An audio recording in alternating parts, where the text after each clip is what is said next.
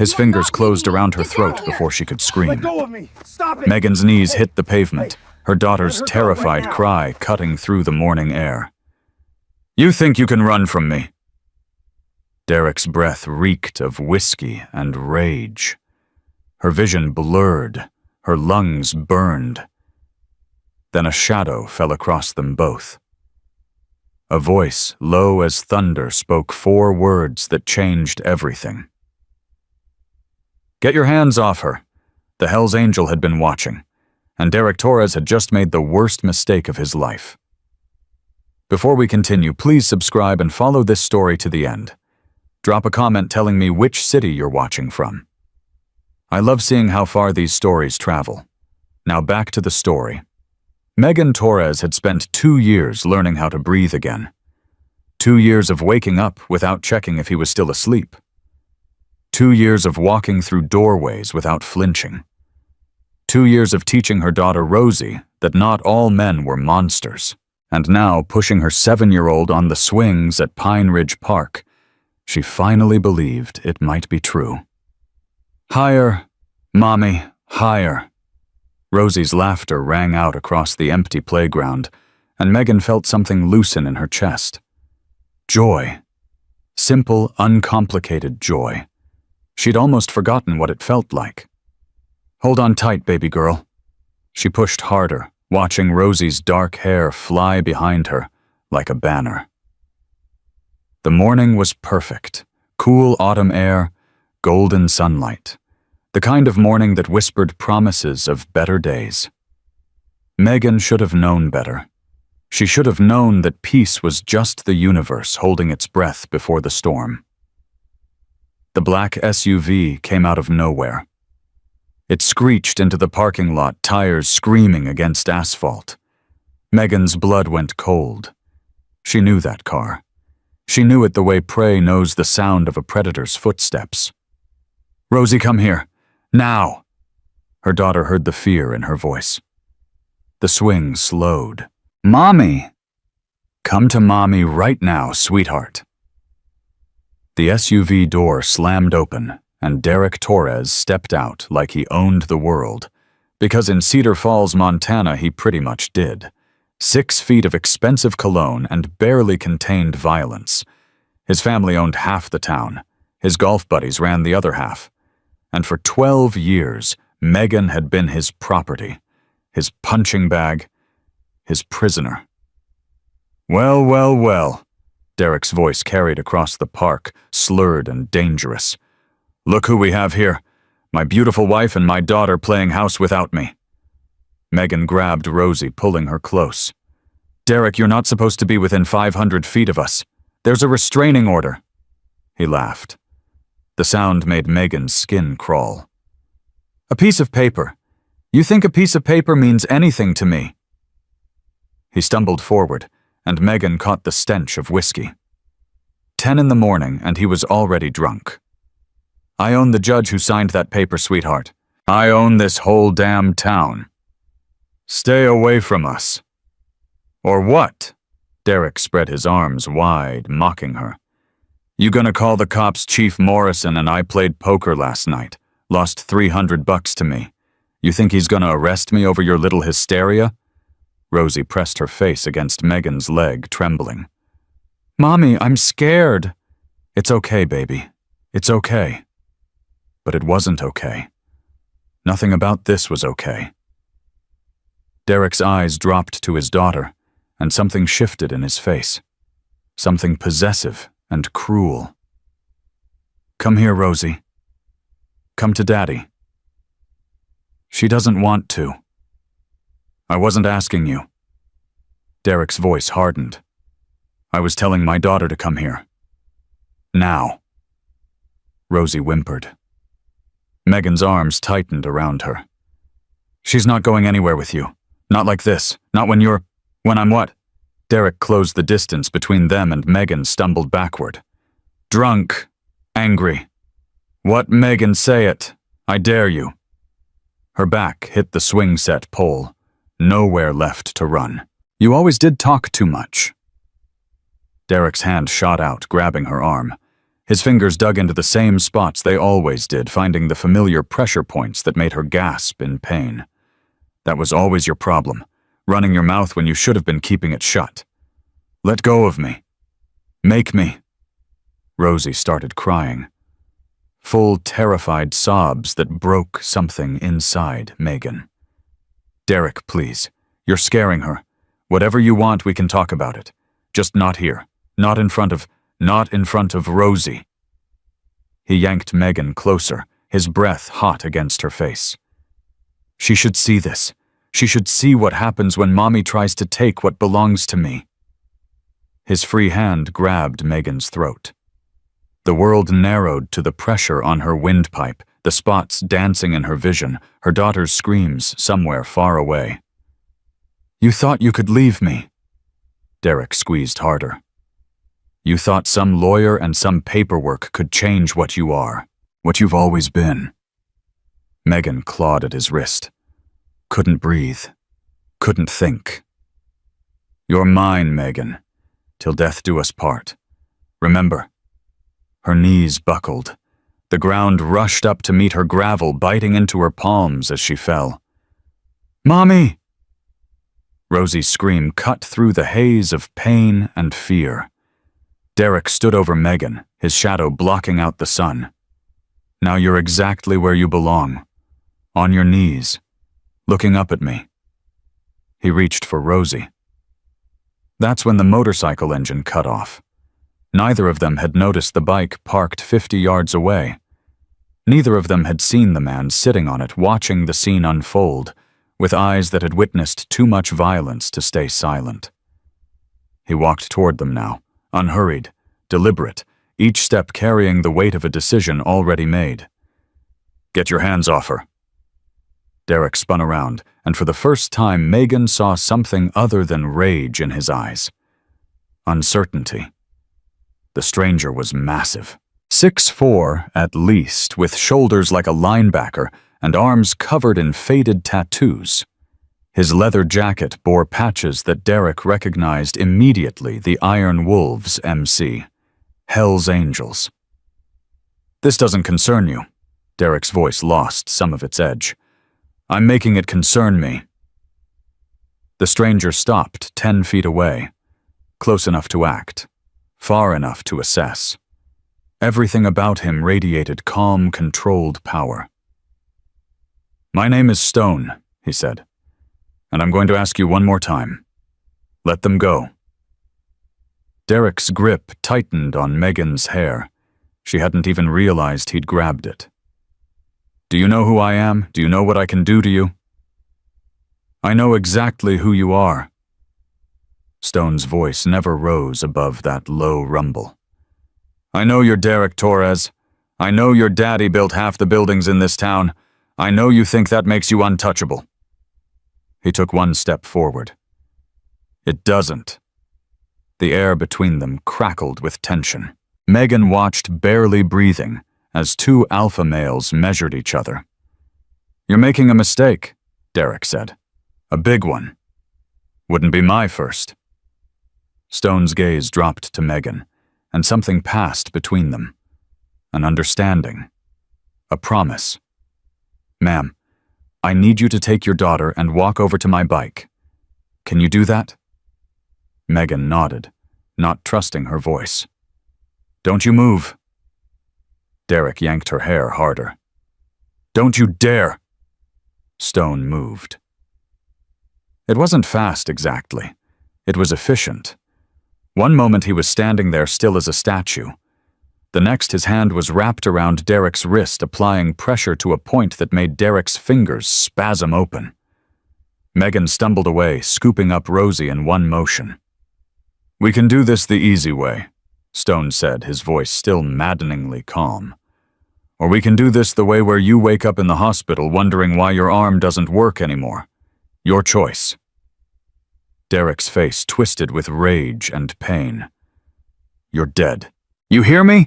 You and your whole biker trash club. I will end you. You're welcome to try. Stone released his grip and Derek stumbled backward, cradling his wrist. This isn't over, Derek spat. Not even close. It's over for today. Stone positioned himself between Derek and the mother and daughter who huddled near his motorcycle. You're going to get back in your fancy car. You're going to drive away. And if I ever see you near these two again, we're going to have a very different conversation. Derek's eyes darted between Stone and Megan. For a moment, she thought he might actually be crazy enough to try something. Then he laughed. That hollow, dangerous laugh that had haunted her nightmares for 12 years. You think this changes anything? He backed toward his SUV, never taking his eyes off Stone. She's still my wife. That's still my daughter. And you're just some biker who doesn't know when to mind his own business. Ex-wife, Megan said. The words came out stronger than she expected, stronger than she felt. Derek's smile vanished. What did you say? I said ex-wife.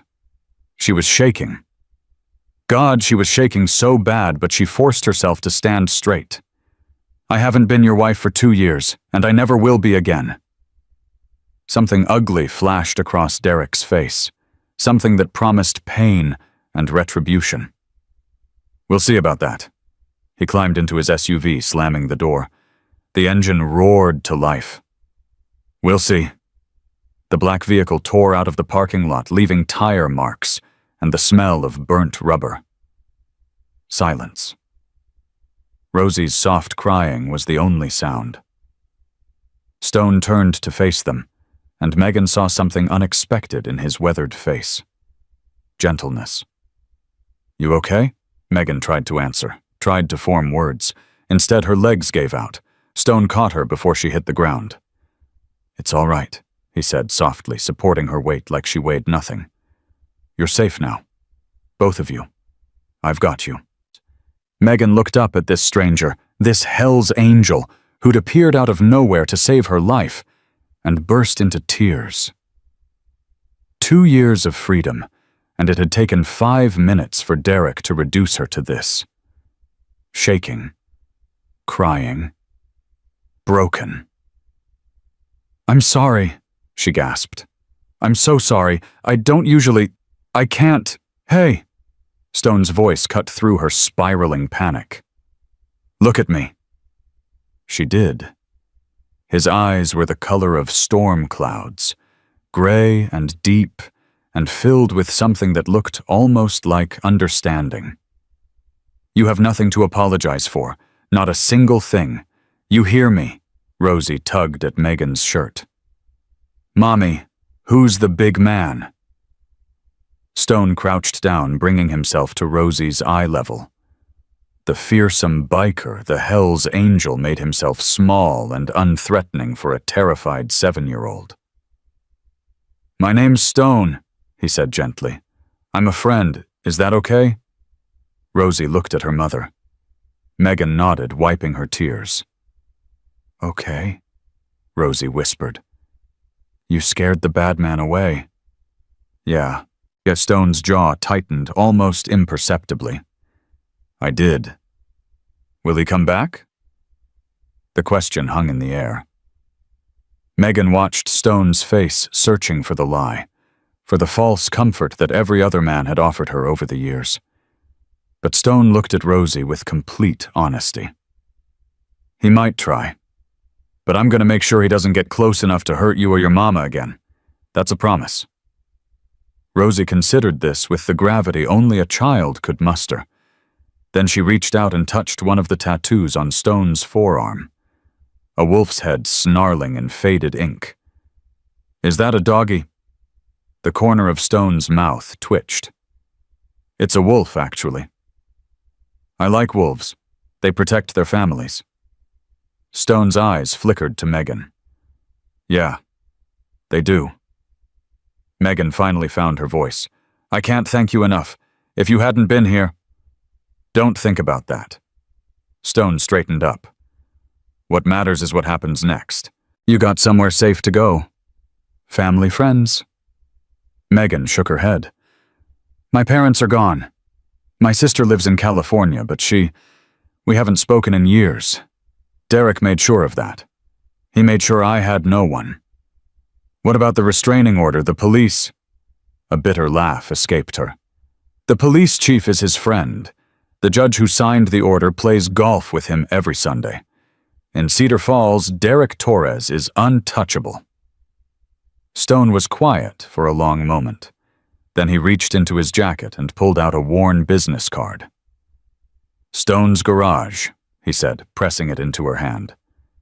It's on the edge of town past the old mill. You ever feel unsafe day or night, you come there. You understand. Megan looked at the card. Simple black text on white paper. No frills, no promises. Just an address and a phone number. Why? The question came out before she could stop it. Why would you help us? You don't even know us. Stone's eyes darkened with something old and painful. Because I know what happens when no one does. He didn't elaborate. Didn't explain. But Megan felt the weight of loss in his words, and she didn't press. Now, Stone said, his tone shifting to something more practical. You got a car here? The blue Civic. Megan pointed toward the far end of the lot. But my hands, I don't think I can drive right now. I'll follow you home. Make sure you get there safe. You don't have to. I know I don't have to. Stone's voice was firm, but not unkind. I want to. There's a difference. Megan felt tears threatening again. When was the last time someone had offered her help without expecting something in return? When was the last time a man had protected her instead of hurting her? Thank you, she whispered. Thank you. They walked together toward her car, Rosie holding Megan's hand on one side and looking up at Stone on the other. The massive biker adjusted his stride to match the little girl's pace without being asked. Mr. Stone? Yeah? Do you have a little girl? The question hit Stone like a physical blow. Megan saw it, the flash of pain quickly buried. No, he said quietly. No, I don't. Oh. Rosie seemed to consider this. That's sad. I bet you'd be a good daddy. Stone didn't answer. They reached the Civic, and Megan fumbled with her keys. Her hands were still shaking. Her whole body was still shaking. Here. Stone gently took the keys from her. Let me. He unlocked the door, helped Rosie into her booster seat, made sure the seatbelt was fastened properly, every movement precise and careful. Megan watched him, this stranger, who had walked out of nowhere and saved her life. Who was he? What had happened to make him the kind of man who stopped to help? You're staring, Stone said, not unkindly. Sorry, I just... She shook her head. Why were you even at the park? Do you have kids who come here? Something flickered across Stone's face. I come here sometimes, to think, to remember. Remember what? He handed her back the keys. Maybe I'll tell you someday. The non-answer should have frustrated her. Instead, it felt honest. Some stories took time to tell. Megan climbed into the driver's seat, her legs still unsteady. Through the rearview mirror, she could see Rosie watching Stone with open curiosity. I live on Maple Street, Megan said. Number 847, the White House with the blue shutters. Stone nodded. I know where that is. I'll be right behind you. True to his word, his motorcycle rumbled to life the moment she pulled out of the parking lot. All the way home, Megan kept checking her mirrors. Not for Derek. For Stone. The Hell's Angel stayed with her the entire drive. When she pulled into her driveway, he stopped at the curb, engine idling. He didn't get off his bike, didn't impose, just lifted 2 fingers in a casual salute, making sure she got inside safely. Megan waved from her front door. Rosie pressed against her side. Stone nodded once. Then he was gone, the rumble of his motorcycle fading into the distance. Megan locked the door. Then the deadbolt. Then the chain. It wasn't enough. It would never be enough. Not against Derek. not against a man who owned the entire town and everyone in it. But for the first time in 2 years, she didn't feel completely alone. "Mommy." Rosie tugged at her sleeve. "Is the bad man going to come here?" Megan knelt down, gathering her daughter in her arms. "I don't know, baby, but we're going to be okay. I promise." It was a promise she had no right to make. But what else could she say? The phone rang. Megan's heart stopped. Her eyes went to the caller ID. Unknown number. Her hands trembled as she answered. "Hello?" Breathing. Heavy, deliberate breathing. Then Derek's voice, cold and clear. "You think some biker trash can save you? You have no idea what I'm capable of, Megan. No idea what I'm willing to do to get back what's mine. Derek, please.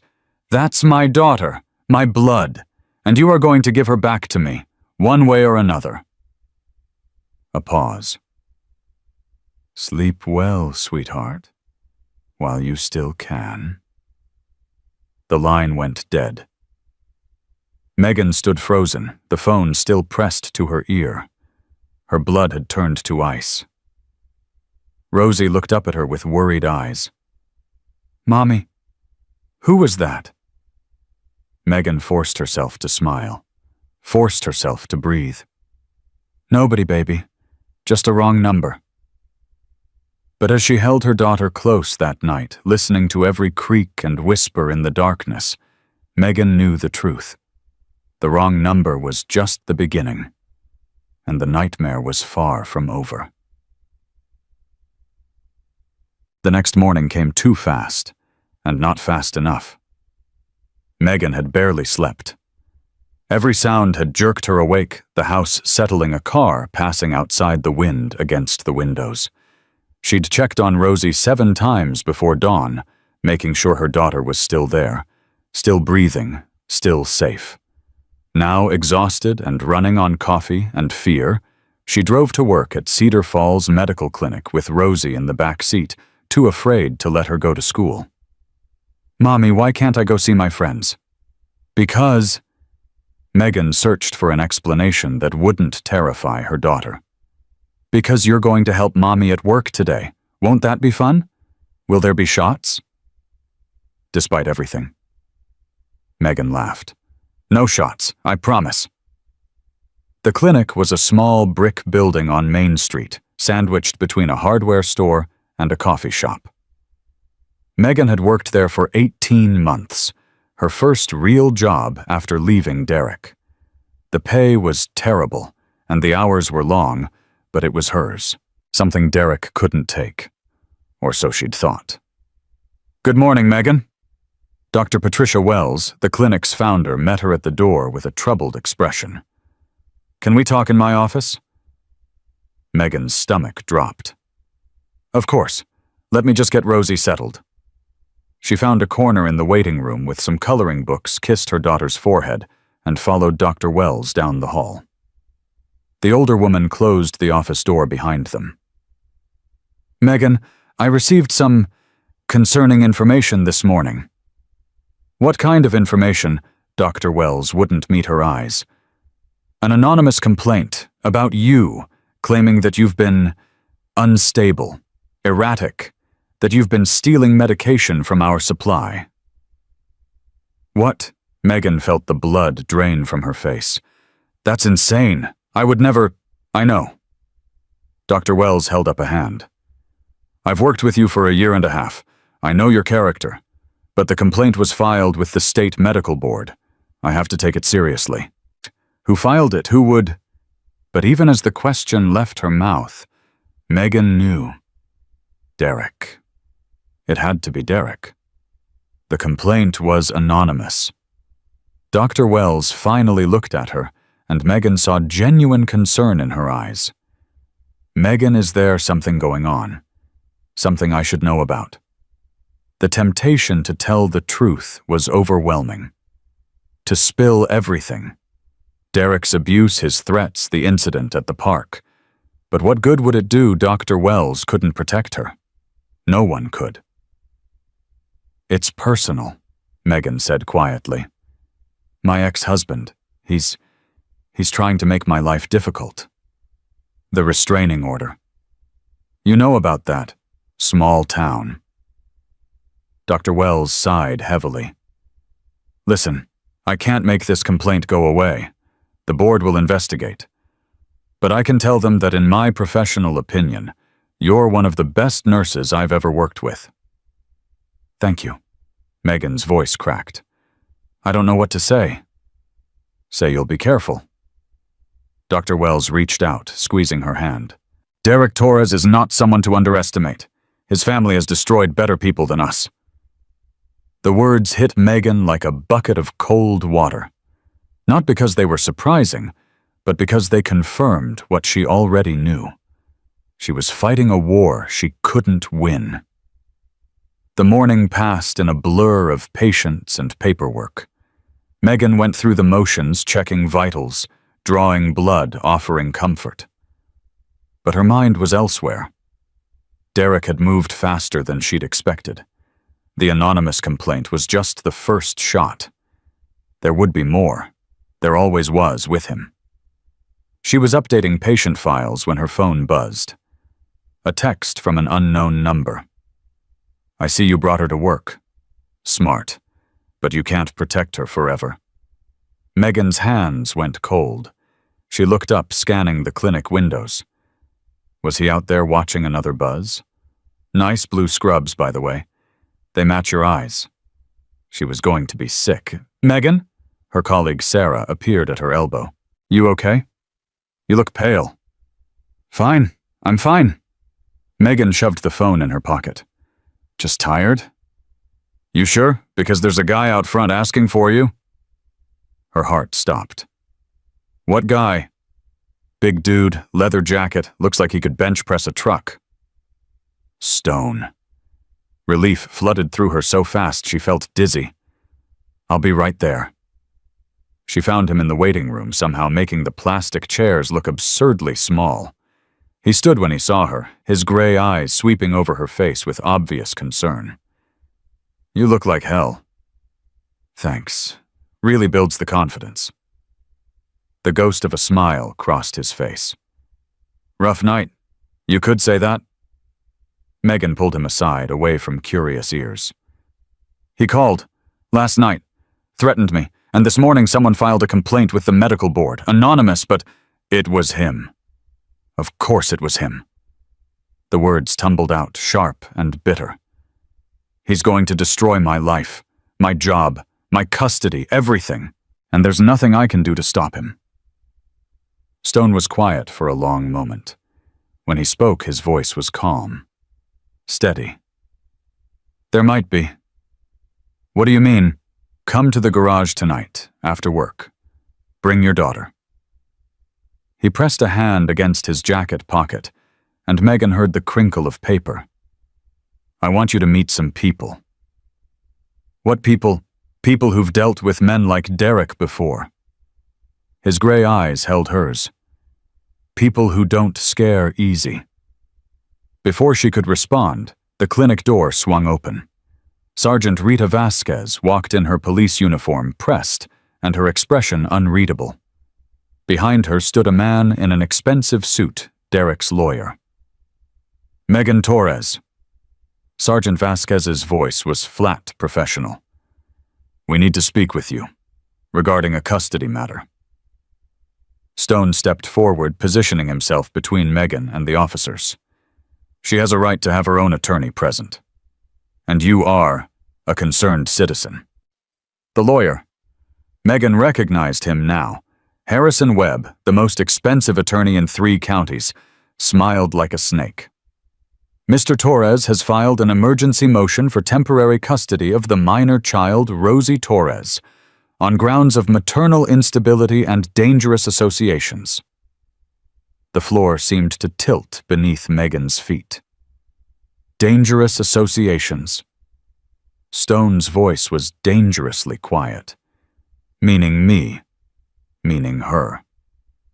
Webb pointed at Megan. Ms. Torres has been consorting with known members of a criminal motorcycle gang. She's been accused of theft and drug abuse by multiple sources. She's clearly unfit to— That's a lie. Megan's voice came out stronger than she expected. Every word of that is a lie, and you know it. The court will decide what's true. Webb's smile never wavered. In the meantime, Sergeant Vasquez is here to oversee the transfer of— No. Everyone turned to look at Stone. He hadn't moved, hadn't raised his voice.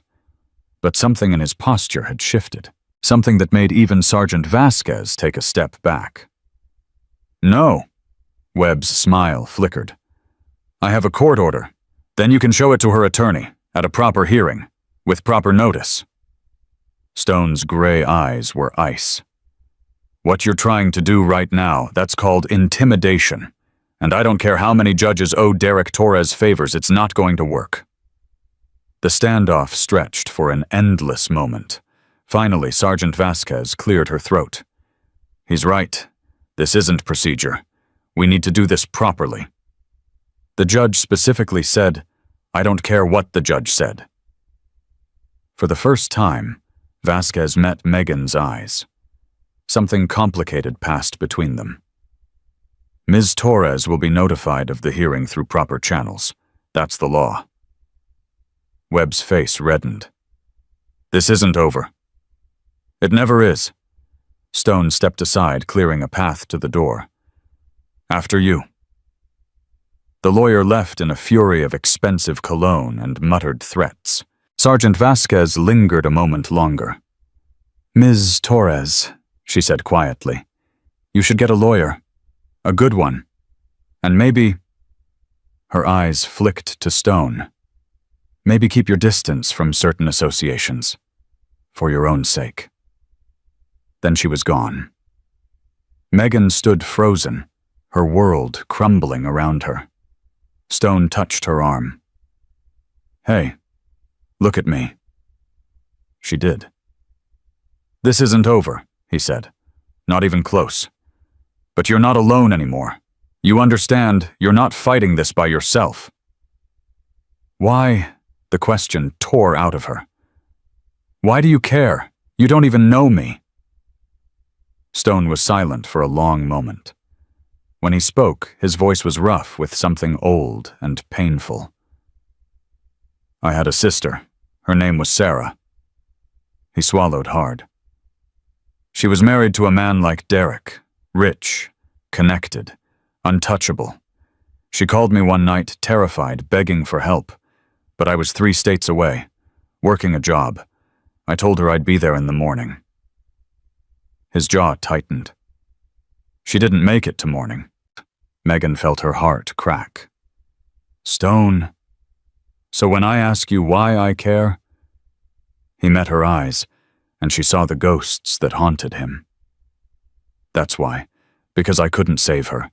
But maybe I can save you. The words hung between them, heavy with grief and determination. Megan Torres had walked into work that morning feeling utterly alone. She didn't feel alone anymore. Tonight, she said softly. After work, I'll come to the garage. Stone nodded once. I'll be waiting. He walked out the door, and Megan watched him go, this stranger who had become her lifeline. Behind her, Rosie's small voice called out, Mommy, why are you crying?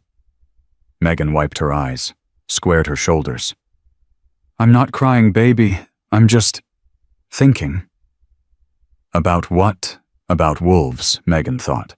About packs, about protection. About how things are going to be different, she said. Starting now.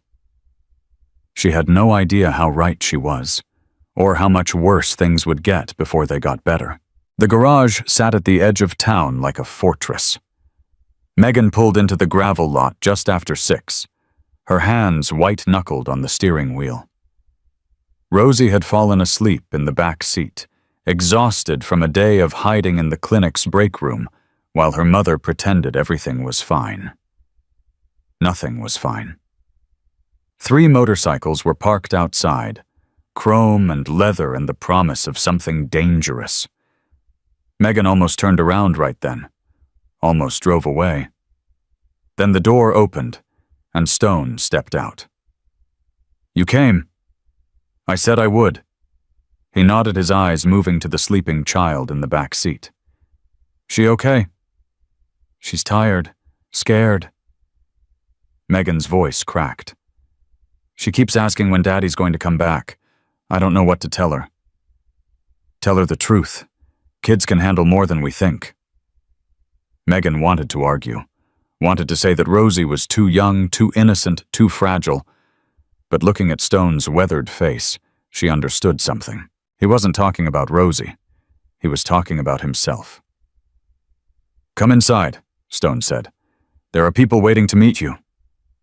She lifted Rosie, gently cradling her daughter against her shoulder. The little girl stirred, but didn't wake. Even in sleep, her small fingers clutched Megan's shirt like a lifeline. The garage was larger than it looked from outside. Work bays lined one wall, motorcycles in various states of repair scattered throughout. The smell of motor oil and metal hung in the air. But it was the back room that made Megan stop in her tracks. 6 people sat around a battered wooden table. 5 men and 1 woman, all wearing leather vests with the same wolf patch Stone had on his jacket. Iron Wolves MC. They looked up when she entered. 6 pairs of eyes assessing her, measuring her. Megan's throat went dry. "Everyone," Stone said, "this is Megan, and her daughter Rosie."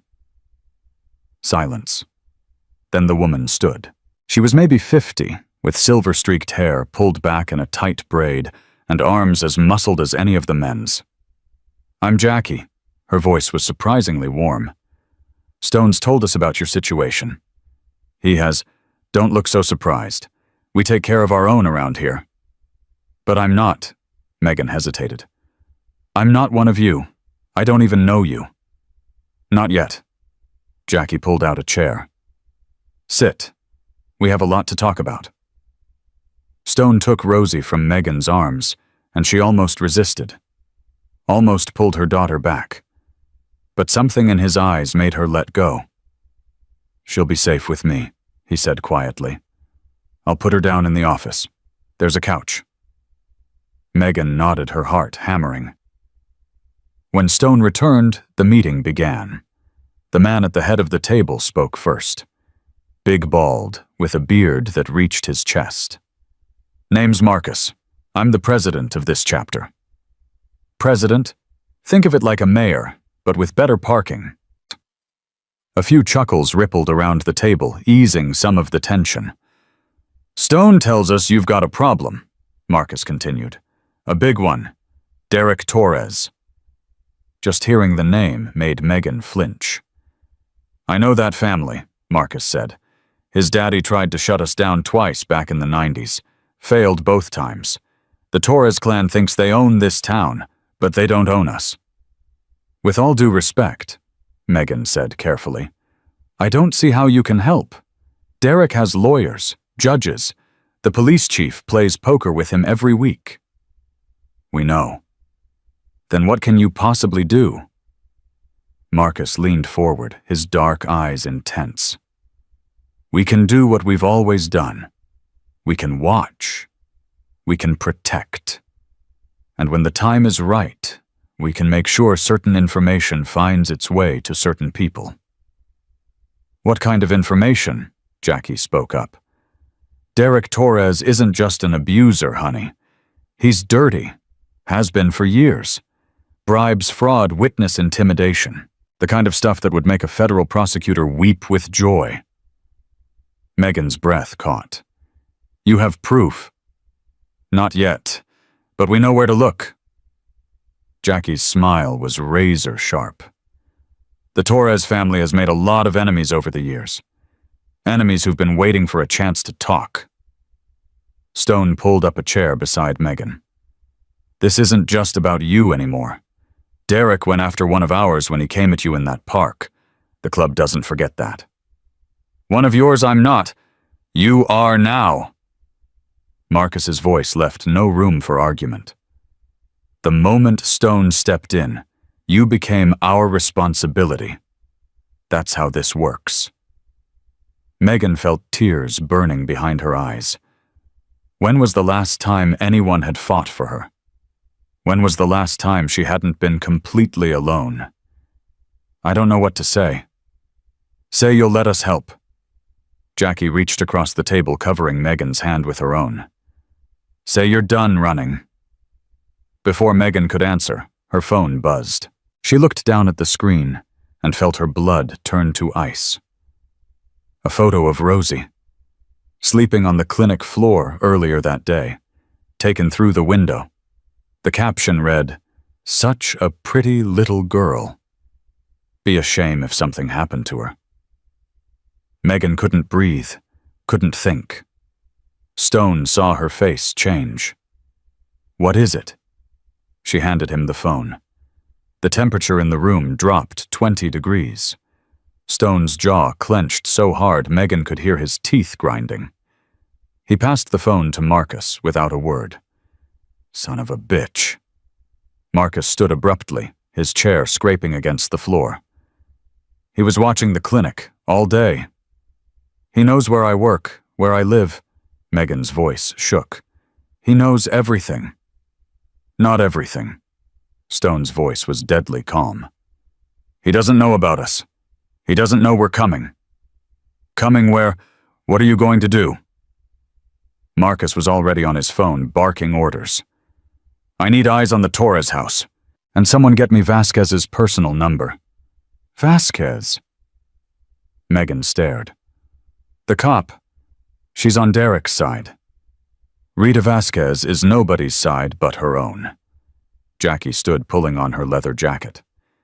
She's been waiting for a chance to take down the Torres family for 15 years. We're going to give her one. Things moved fast after that. 2 men, Bull and Crash they were called, left to begin surveillance. Jackie disappeared into a back room, emerging with a laptop and a stack of files.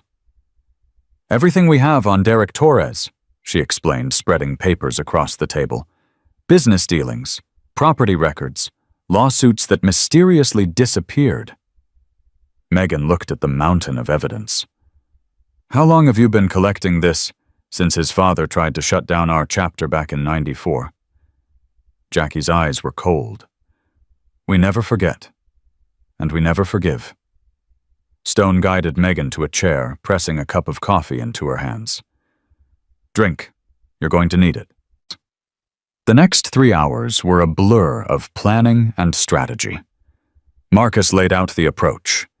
They would watch Derek around the clock. Document everything. Reach out to former employees, ex-girlfriends, anyone who might have information. Build a case so solid that even Derek's bought judges couldn't ignore it. What about the custody hearing? Megan asked. It's in 2 weeks. If I lose Rosie... You won't. Stone's voice was firm. We have a lawyer, retired JAG, owes me a favor. A military lawyer, Colonel Frank Reeves, my uncle actually. Something flickered in Stone's eyes. He defended my sister's case. Before. Megan understood what he wasn't saying. Before Sarah died. Before Stone lost everything. He couldn't save her, Stone continued quietly. But he's spent every day since trying to make up for it. He'll fight for you like your family. Because to us, you are. The words hit Megan like a physical force. Family. When was the last time she'd had that, I need to check on Rosie, she whispered. Stone led her to the office where her daughter slept. The little girl was curled up on the couch, clutching a throw pillow like a teddy bear. Her face was peaceful in a way it hadn't been in days. She's strong, Stone said softly. Like her mother. I'm not strong. I'm terrified. Those aren't mutually exclusive. Megan looked at him, really looked, at the tattoos and the scars and the weathered lines around his eyes, at the grief that still haunted him after all these years. How do you do it? She asked. How do you keep fighting after everything you've lost? Stone was quiet for a long moment. Because giving up means he wins, and I'll be damned if I let another monster win. Before Megan could respond, Marcus appeared in the doorway. We've got a problem. They rushed back to the main room. Bull's voice crackled through a radio on the table. He's on the move. Torres just left his house with 3 guys. Black SUV heading toward the east side of town. East side. Stone's face went pale. That's your garage. Marcus was already grabbing his jacket. He knows you helped her. He's coming for you. Let him come. Stone, I said let him come. Stone's voice was ice and fire. I want him to see exactly who he's dealing with. 10 minutes later, the black SUV pulled into the garage lot. Megan watched through the office window, Rosie clutched against her chest. Her daughter was awake now, sensing the tension. Mommy, what's happening? Nothing, baby, just stay quiet. Derek stepped out of the SUV first. 3 men followed hired muscle by the look of them, big and mean and professionally intimidating. But Stone and Marcus and Jackie stood their ground. 6 iron wolves against 4 thugs. Well, well, Derek's voice carried through the night air. The whole freak show's here. You're trespassing. Stone's voice was flat. Leave. Or what you'll beat me up. Derek laughed. Go ahead. Please. I have 3 lawyers on speed dial who would love nothing more than to sue this dump into the ground. We're not going to touch you, Torres. Marcus stepped forward, his massive frame blocking the moonlight. We don't have to. Then what exactly do you think you're doing? Playing hero for some crazy woman who can't accept that her marriage is over? Her marriage has been over for 2 years. Stone's hands curled into fists. She has a restraining order. Paper. Derek snapped his fingers. That's all that is. Paper. You know what I have power. Real power. The kind that destroys lives with a phone call. Is that a threat? It's a promise. Derek's eyes swept over the bikers with contempt. You think you can protect her? You think this little gang of yours means anything? By the time I'm done, she won't have a job, a home, or a daughter. And you, he pointed at Stone. You'll be in prison for assault. I have witnesses who'll swear you attacked me at the park. Witnesses who'll lie you mean. Witnesses who know which side their bread is buttered on. Derek's smile was pure venom. This is my town. My rules. And you've all just made a very big mistake. He turned to leave. Derek. Megan's voice stopped him cold. She stood in the garage doorway, Rosie hidden safely behind her. Her hands were shaking, but her voice was steady. I'm not afraid of you anymore. Derek turned slowly, his face twisting. What did you say? I said I'm not afraid. She stepped forward and Stone moved to her side. You can threaten me. You can try to take my daughter. You can burn down everything I have. But you will never own me again. For one long moment, Derek just stared at her. This woman he'd controlled for 12 years standing up to him in front of witnesses. Then he laughed. We'll see about that. He climbed back into his SUV. We'll see. The vehicle roared away into the darkness. Megan's legs gave out the moment it was gone. Stone caught her, lowering her gently to the ground. Hey. Hey, look at me. You did it. You stood up to him. I thought I was going to die. But you didn't. You faced him. Stone's voice was thick with emotion. That takes more courage than anything I've ever seen. Rosie ran to her mother, small arms wrapping around her neck. Mommy, you were so brave. Megan held her daughter tight, tears streaming down her face. She'd stood up to Derek Torres. For the first time in 12 years, she'd looked the monster in the eye and refused to blink. It wasn't enough. She knew that. The fight was just beginning. But it was a start. God help her, it was a start. Marcus approached, his expression grim. That went better than expected. Better, Megan wiped her eyes. He just threatened to destroy all of us. Yeah, but he left. Men like Derek don't back down unless they're scared. Marcus exchanged a look with Stone. He's scared. He just doesn't know it yet. What happens now? Now we dig. Torres threatened us directly. That gives us grounds to investigate. Marcus pulled out his phone. And I think it's time to make that call to Sergeant Vasquez. The conversation was short, tense. When Marcus hung up, his face was unreadable. Well, Jackie demanded. She's in. Marcus allowed himself a small smile. Rita Vasquez has been building a case against Derek Torres for 3 years. She just needed witnesses willing to testify. Witnesses. Megan felt hope flicker in her chest. What kind of witnesses? His former employees, his ex-girlfriends, people he's hurt. Marcus looked at her. People like you. You want me to testify against Derek. I want you to tell the truth, that's all. The truth will do the rest. Megan looked at Stone, at Jackie, at the room full of strangers who had become her army in the space of a single night. Okay, she said. I'll do it. Stone squeezed her hand. You sure? No. She laughed, the sound thin and scared. But I'm going to do it anyway. 3 days later, Megan sat across from Sergeant Rita Vasquez in a coffee shop on the far side of town. The cop looked different out of uniform. Smaller, somehow. More human. Thank you for meeting me, Vasquez said.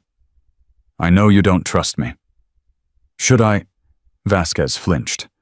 No, probably not. I haven't given you any reason to. She wrapped her hands around her coffee cup. But I want to change that. Why now? You've known Derek for years. You know what he is. I know. Vasquez's voice dropped. I know because I lived it too. Megan went still. What? My father? Vasquez stared into her coffee. He was just like Derek. Charming in public. A monster at home. I spent my childhood learning to read his moods to stay invisible to survive.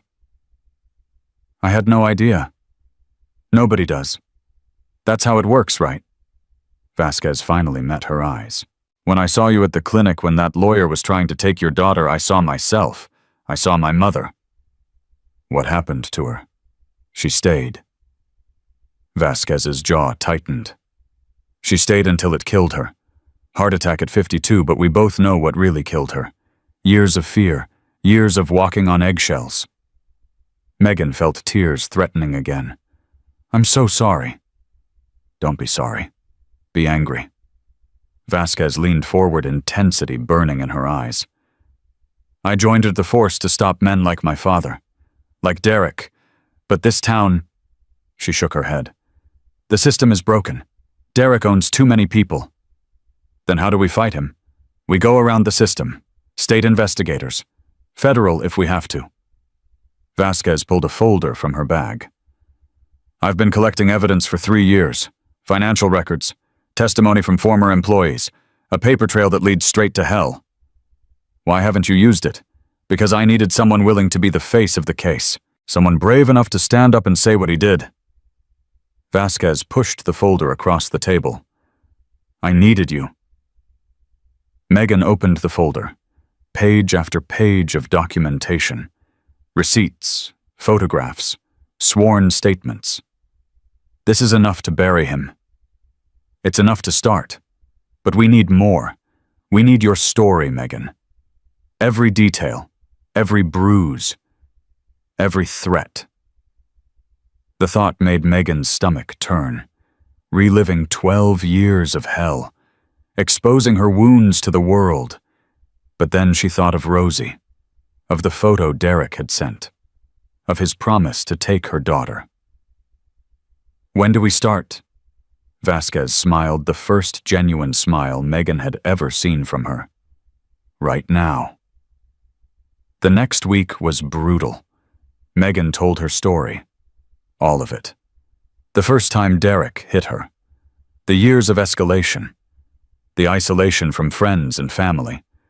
The night she finally decided to run.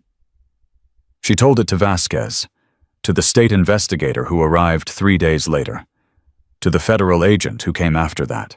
Each time she had to relive the worst moments of her life. Each time she broke down. And each time Stone was there. He never pushed, never asked questions. He just sat beside her, a solid presence in the chaos. "How do you do it?" she asked him one night, exhausted from another round of interviews. "Do what? Stay so calm, after everything you've been through." Stone was quiet for a long moment.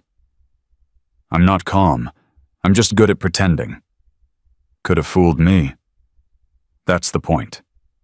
He turned to face her, and she saw the cracks in his armor, the grief he carried, the rage he kept buried. "Every time I see Derek, I want to break him. Literally, with my hands." "Why don't you?" "Because that's what he wants.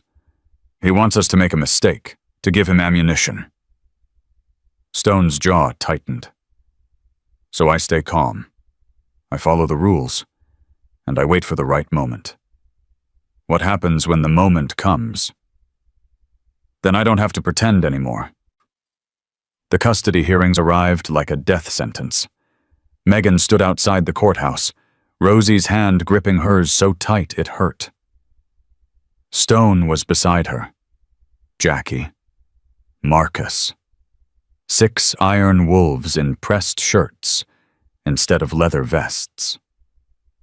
Colonel Frank Reeves met them on the steps. He was 65 with military bearing and eyes that had seen too much. "Are you ready?" he asked Megan. "No." "Good. Nervous is good. It means you care." He straightened his tie. "Let's go get your daughter back." Inside, Derek sat at the plaintiff's table with Harrison Webb. He was wearing a suit that probably cost more than Megan's car, looking every inch the concerned father. He smiled when he saw her. The smile of a predator who thought he'd already won. Judge Patricia Monroe took her seat, and the hearing began. Webb went first. He painted Megan as unstable, dangerous. A woman who consorted with criminal elements and couldn't provide a safe home for her child. "We have witnesses who will testify to Ms. Torres's erratic behavior," he said.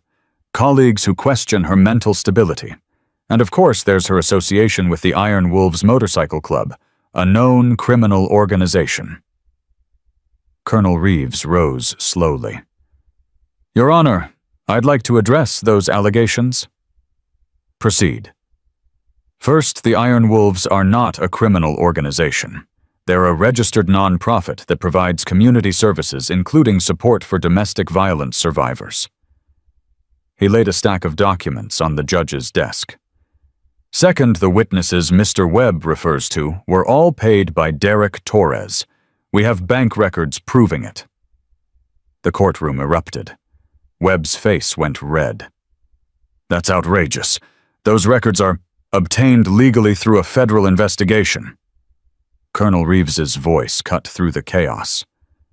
"An investigation into Mr. Torres's pattern of bribery, witness intimidation, and obstruction of justice." Judge Monroe banged her gavel. "Order Mr. Webb. Are you aware of this investigation?" Webb was sweating now.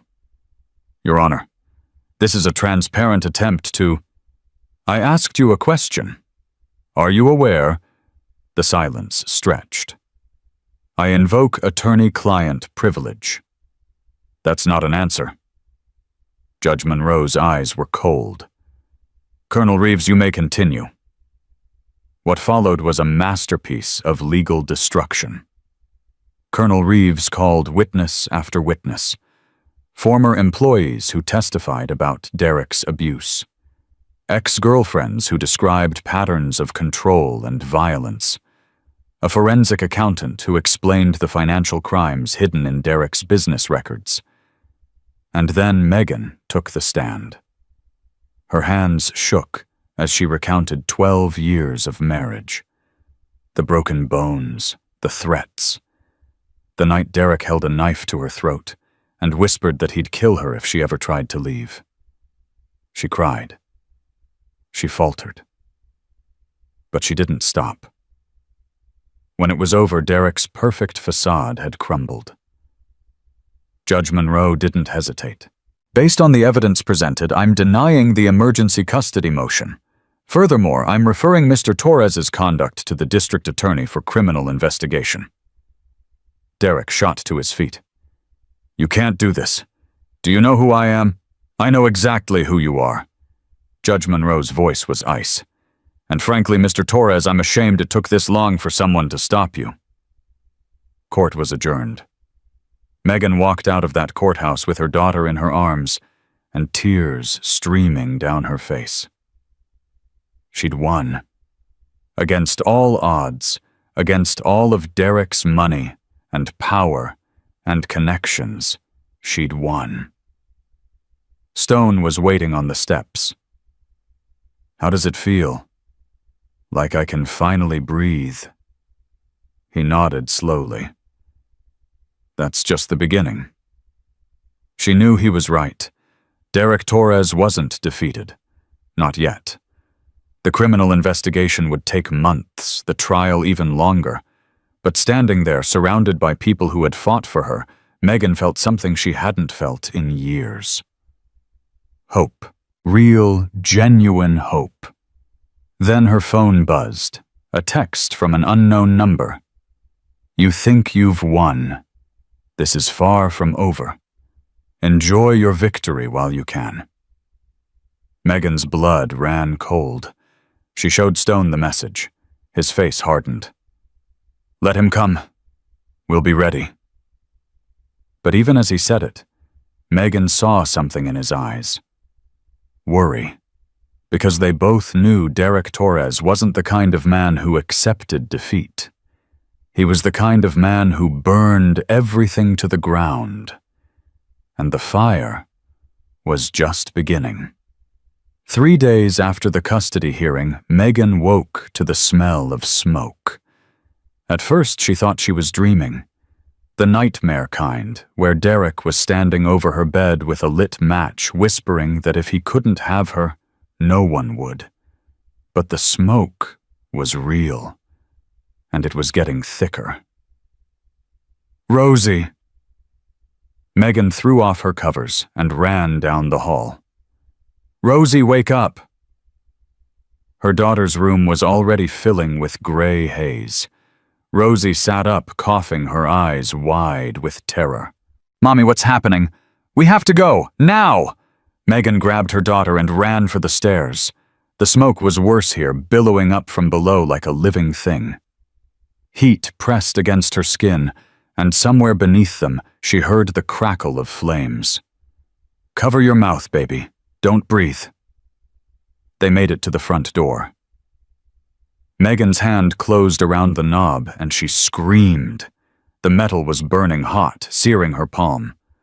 Back door. We'll go out the back. The kitchen was an inferno. Flames climbed the walls, devouring everything in their path. The back door was completely blocked. Mommy, I'm scared. I know, baby, I know. Megan's mind raced. Windows. They could break a window. Hold on to me. Don't let go. She ran to the living room, grabbed a chair, and swung it at the front window. Glass shattered outward. Cold night air rushed in, feeding the flames behind them. Climb out. Go. Rosie scrambled through the window, and Megan followed broken glass, cutting her legs. They tumbled onto the front lawn, just as the living room erupted in fire. Neighbors were already outside, staring in horror. Someone was on the phone, screaming for firefighters. Megan clutched Rosie to her chest and watched her home, everything she'd built since leaving Derek, burn to the ground. He did this? Her voice was hollow. He actually did this. Rosie was crying great heaving sobs that shook her entire body. Mommy, all my toys are in there. All my books. I know, sweetheart. I know. The fire trucks arrived too late to save anything. Megan sat on the curb, a blanket wrapped around her shoulders, watching flames consume the last of her old life. Her hand throbbed where she'd burned it on the doorknob. Her legs stung from the glass cuts. But none of that mattered. They were alive. They were alive, and Derek had failed. Megan! Stone's motorcycle roared into the chaos. He was off the bike before it stopped moving, running toward her with fear in his eyes. Are you okay? Is Rosie? We're fine. We got out. He dropped to his knees in front of her, his hands cupping her face. I came as fast as I could. When I heard, his voice broke. I thought I'd lost you. You didn't. We're okay. But even as she said it, she knew nothing was okay. Derek had tried to kill them. There was no other explanation. The fire had started too fast, spread too quickly. This wasn't an accident. This was attempted murder. Sergeant Vasquez arrived 20 minutes later, her face grim. She pulled Megan aside while paramedics checked Rosie. The fire chief found accelerant. Gasoline poured around the foundation. Vasquez's voice was tight with barely contained fury. This was arson. Derek. We can't prove it yet. He was at a charity gala tonight. Dozens of witnesses saw him there. Vasquez clenched her fists. But we both know who's responsible. He hired someone. Almost certainly. And we're going to find them. Stone appeared at Megan's side. She needs a safe place to stay. Somewhere Derek can't find her. I can arrange protective custody. No. Megan's voice was firm. No police safe houses. Derek owns half your department. Vasquez flinched, but didn't argue. She knew it was true. Then where? Stone asked. The clubhouse. Marcus stepped out of the shadows, Jackie at his side. No one gets in there without our say-so? She'll be safe. Megan looked at Rosie, who was being wrapped in another blanket by a kind-faced paramedic. Her daughter's face was streaked with soot and tears. Okay, Megan said. The clubhouse. The Iron Wolves compound was a converted warehouse on the edge of town. High fences, security cameras, men who looked like they'd seen war and won. Rosie fell asleep the moment her head hit the pillow in the guest room. Megan sat beside her, stroking her daughter's hair, unable to close her own eyes. Every time she did, she saw flames. You should try to rest. Stone stood in the doorway, a cup of coffee in his hand. It's been a long night. I can't, Megan's voice was raw. Every time I close my eyes, I'm back in that house, smelling the smoke, feeling the heat. Stone crossed the room and sat beside her, close enough to touch but not touching. When Sarah died, he said quietly, I didn't sleep for 3 weeks. Every time I tried, I saw her face, heard her voice on that last phone call. He stared at the floor. I thought the guilt would kill me. How did you survive? I didn't. Not really. The man I was before he died that night, too. Stone finally looked at her. But something else grew in his place. Something harder. Something that could keep fighting. I don't want to be harder. I just want to be safe. I know. He reached out, covering her hand with his. And you will be. I promise. You can't promise that. Watch me. They sat in silence for a long moment, hands intertwined, drawing strength from each other. Then Megan's phone rang. Unknown number. She answered before Stone could stop her. Hello? Did you enjoy the show? Derek's voice was silk and venom. I hope Rosie wasn't too frightened. House fires can be so traumatic for children. Megan's hand shook. You tried to kill us. Kill you. Don't be dramatic. I just wanted to remind you who you're dealing with. He laughed, low and cruel. You think that custody hearing meant anything? You think your little biker friends can protect you? They're doing a better job than you think. Are they? Derek's voice dropped. Then why do I know exactly where you are right now? The Iron Wolves compound. 3rd building on the left. 2nd floor room at the end of the hall. Megan's blood turned to ice. That's right, sweetheart. I have eyes everywhere. His voice hardened. This isn't over. It won't be over until you come back to me. You and my daughter. She's not your daughter anymore. The court can go to hell. Rosie is my blood, my legacy, and I will burn down the entire world to get her back. The line went dead. Megan dropped the phone like it had burned her. He knows, she whispered. He knows we're here. Stone was already on his feet, moving to the window. How we swept for trackers. We checked your phone. I don't know, but he described this room. He knew exactly where we are. Stone's face went cold. He pulled out his own phone and made a call. Marcus, we have a leak. Get everyone to the main hall, now. 20 minutes later, the entire club sat around the conference table. 12 Iron Wolves plus Megan. The air was thick with tension and suspicion. Someone talked. Marcus's voice was granite. Torres knows where she is. That information didn't come from nowhere. The men looked at each other. Distrust crept into eyes that had been united just hours before. No one here would betray the club. Bull, the biggest of them, crossed his massive arms. We've ridden together for years. Then explain how he knows. Stone slammed his palm on the table. He described her room, the layout, everything. Silence. Then Jackie spoke up. It's not a person. It's a bug. We swept the compound. Not the compound. Jackie pulled out her laptop. Her phone. Torres has the money to buy military-grade surveillance software, the kind that can access a phone's microphone and camera remotely. Megan felt sick. He's been listening to everything. Possibly, for how long I don't know. Jackie's fingers flew across the keyboard. Give me your phone. Megan handed it over. Jackie worked in silence for several minutes, her frown deepening. Got it. Pegasus-style spyware, probably installed when you brought your phone in for repair. You used Torres's tech shop. That was the only place in town. And he owns it. Jackie yanked the battery out of the phone. He's been tracking you, listening to your calls, reading your texts, everything. The room erupted. Son of a bitch, how do we counter this?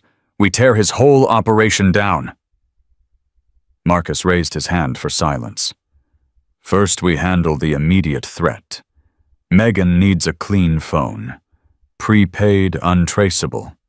Second, we assume Torres knows our plans, and we adjust accordingly. And third, Stone's voice was deadly quiet. Third, we stop playing defense. Marcus looked around the table. It's time to hit back. The next 48 hours were a blur of activity. Vasquez brought in a federal agent named Chen, a specialist in digital crimes, who owed her a favor. He examined Megan's compromised phone and traced the spyware back to a company Derek owned through a shell corporation. This is illegal surveillance, Chen said, his face grave. Federal charges. We can add this to the existing investigation. How long until you can arrest him? Megan asked. These things take time. We need to build an airtight case. I don't have time. Megan's voice cracked. He tried to burn me alive. He's watching everything I do. How much more evidence do you need? Chen looked uncomfortable. I understand your frustration. You don't understand anything.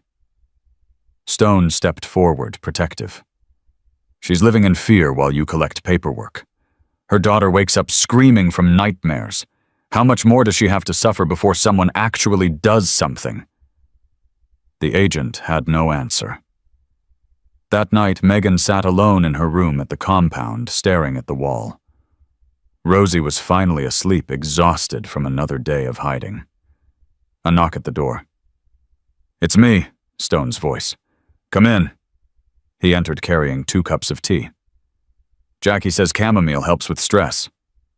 "Jackie's optimistic." Stone almost smiled. "She is. It's annoying." They sat together in silence, the tea growing cold between them. "I keep thinking about what you said." Megan finally spoke. "About the man you were before Sarah died." "What about it? I think I understand now." She turned to face him. "The woman I was before the fire, she's gone too. I can feel it. Something's different." "Different how? I'm not scared anymore." Megan's voice was strange even to her own ears. "I mean, I am. But it's not the same. Before the fear controlled me, made me small, made me want to hide. And now it makes me angry." Her hands clenched. "He took my home. He terrorized my daughter. He's been watching me, listening to me, invading every moment of my life." She looked at Stone with fire in her eyes. "I want him to pay." Stone studied her for a long moment. "Be careful what you wish for." "Why?" "Because revenge is a road that doesn't end well. Trust me. This isn't about revenge. It's about justice. Sometimes there's not as much difference as we'd like to think." Before Megan could respond, shouting erupted from downstairs. They ran to the main hall to find Bull restraining a man in expensive clothes. Derek's lawyer, Harrison Webb, his face pale with terror. "Found him trying to climb the fence," Bull growled. "Says he wants to talk." "Let me go," Webb struggled uselessly. "I'm not here to cause trouble." "Then why are you here?" Marcus circled him like a shark. "Spying for your client. No, I'm here to make a deal." Webb's eyes were wild. "Torres has lost his mind. He's planning something big. I want out before it goes down." The room went still. "What kind of something?" Stone's voice was ice. Webb swallowed hard. "He's hired people, professionals. Not the usual thugs. These guys are different. Military background, guns. He's talking about..." His voice dropped to a whisper. "He's talking about taking Rosie by force." Megan felt the world tilt. "When?" Marcus demanded. "I don't know exactly. Soon, maybe tonight, maybe tomorrow." Webb looked at Megan with something like pity. "He doesn't care about legal consequences anymore. He's gone off the deep end. Says if he can't have his family, no one will." The words hit Megan like a physical blow. If he can't have his family, no one will. Derek wasn't just trying to get Rosie back. He was planning to kill them both. "Why should we believe you?" Jackie stepped forward. "You've been doing his dirty work for years." "Because I'm a lawyer, not a murderer." Webb's voice cracked. "What he's planning, I didn't sign up for this. I have a family too. I have daughters." Stone grabbed Webb by the collar. "Where are these professionals? Give us names, locations." "I don't know. He keeps me out of that part. All I know is he's meeting someone tonight, at the old mill on Route 7. Marcus was already on his phone. "Bull Crash, get the bikes ready. Stone, you're with me." "I'm coming too." Megan's voice surprised everyone, including herself. "Absolutely not." Stone turned to her. "This could be a trap. He's trying to kidnap my daughter. I'm done hiding while other people fight my battles." "Megan, you told me to stop being afraid. This is what that looks like." She met his eyes. "I'm coming." Stone looked at Marcus. Marcus looked at Jackie. "She stays in the truck," Jackie finally said. "Out of sight. But she comes." It was a compromise no one was happy with. But it was better than nothing. They rode out at midnight, 3 motorcycles and a truck cutting through the darkness toward Route 7. Megan sat in the truck's cab, her heart pounding so hard she thought it might burst. Jackie drove, her eyes fixed on the road ahead. "You sure about this?" "No." Megan's voice was steady despite her fear. "But I'm doing it anyway." "That's the spirit," Jackie almost smiled. "You know, you remind me of someone." "Who?" "Me, 20 years ago." Jackie's grip tightened on the wheel. "I was married to a man like Derek. Different name, same monster." "What happened?" "The Iron Wolves happened. Stone's father, actually. He was the one who helped me get free." Jackie's voice softened. "Axel Stone, he's just like his old man. Can't stand to see anyone hurting. It's his gift and his curse. His father died 10 years ago. Heart attack, they said. But I think he just used up all his caring." Jackie glanced at Megan. "Stone's been carrying that weight ever since, trying to save everyone he couldn't save before. Like Sarah. Like Sarah." Jackie nodded. "And like you." They arrived at the old mill to find it dark and seemingly abandoned. But there were tire tracks in the dirt, fresh ones. "Someone's here." Marcus's voice crackled through the radio. "Fan out.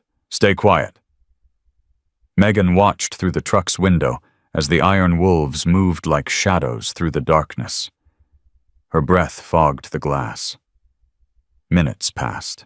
Each one felt like an hour. Then gunfire. 3 shots, rapid succession. Megan's hand flew to the door handle. "Stay here!" Jackie was already out of the truck, gun drawn. More shots, shouting, the sound of motorcycles roaring to life. Megan couldn't breathe, couldn't think. Stone was out there. Stone was... The passenger door flew open. Derek Torres stood there, a gun in his hand.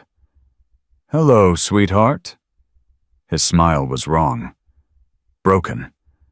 The smile of a man who had nothing left to lose. "Miss me?"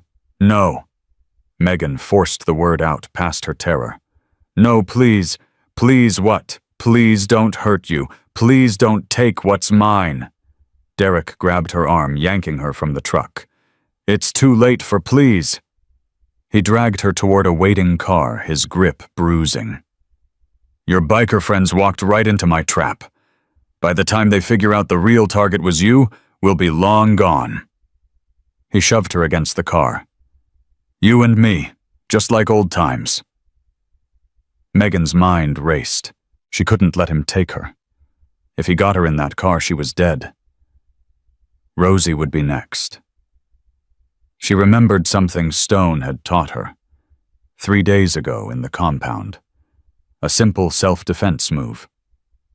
She drove her elbow back hard into Derek's solar plexus.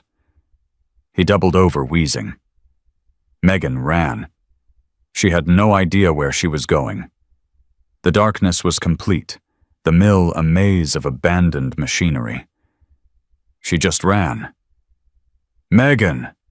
Derek's voice echoed behind her, furious. "You can't run from me. You could never run from me." She found a door, wrenched it open, threw herself inside. Storage room. No windows, no other exits. Trapped. Derek's footsteps approached. Slow. Deliberate. "You always were a fighter," he said through the door. "I loved that about you. Made breaking you so much more satisfying." Megan looked around desperately. Old tools, rusted machinery, nothing useful. "But you know what I loved even more? Watching you try to leave. Watching you think you could actually escape me." The door handle turned. You never could, Megan. You never will. The door opened. Derek stood silhouetted against the moonlight, gun raised. Goodbye, sweetheart. A shadow moved behind him. Stone.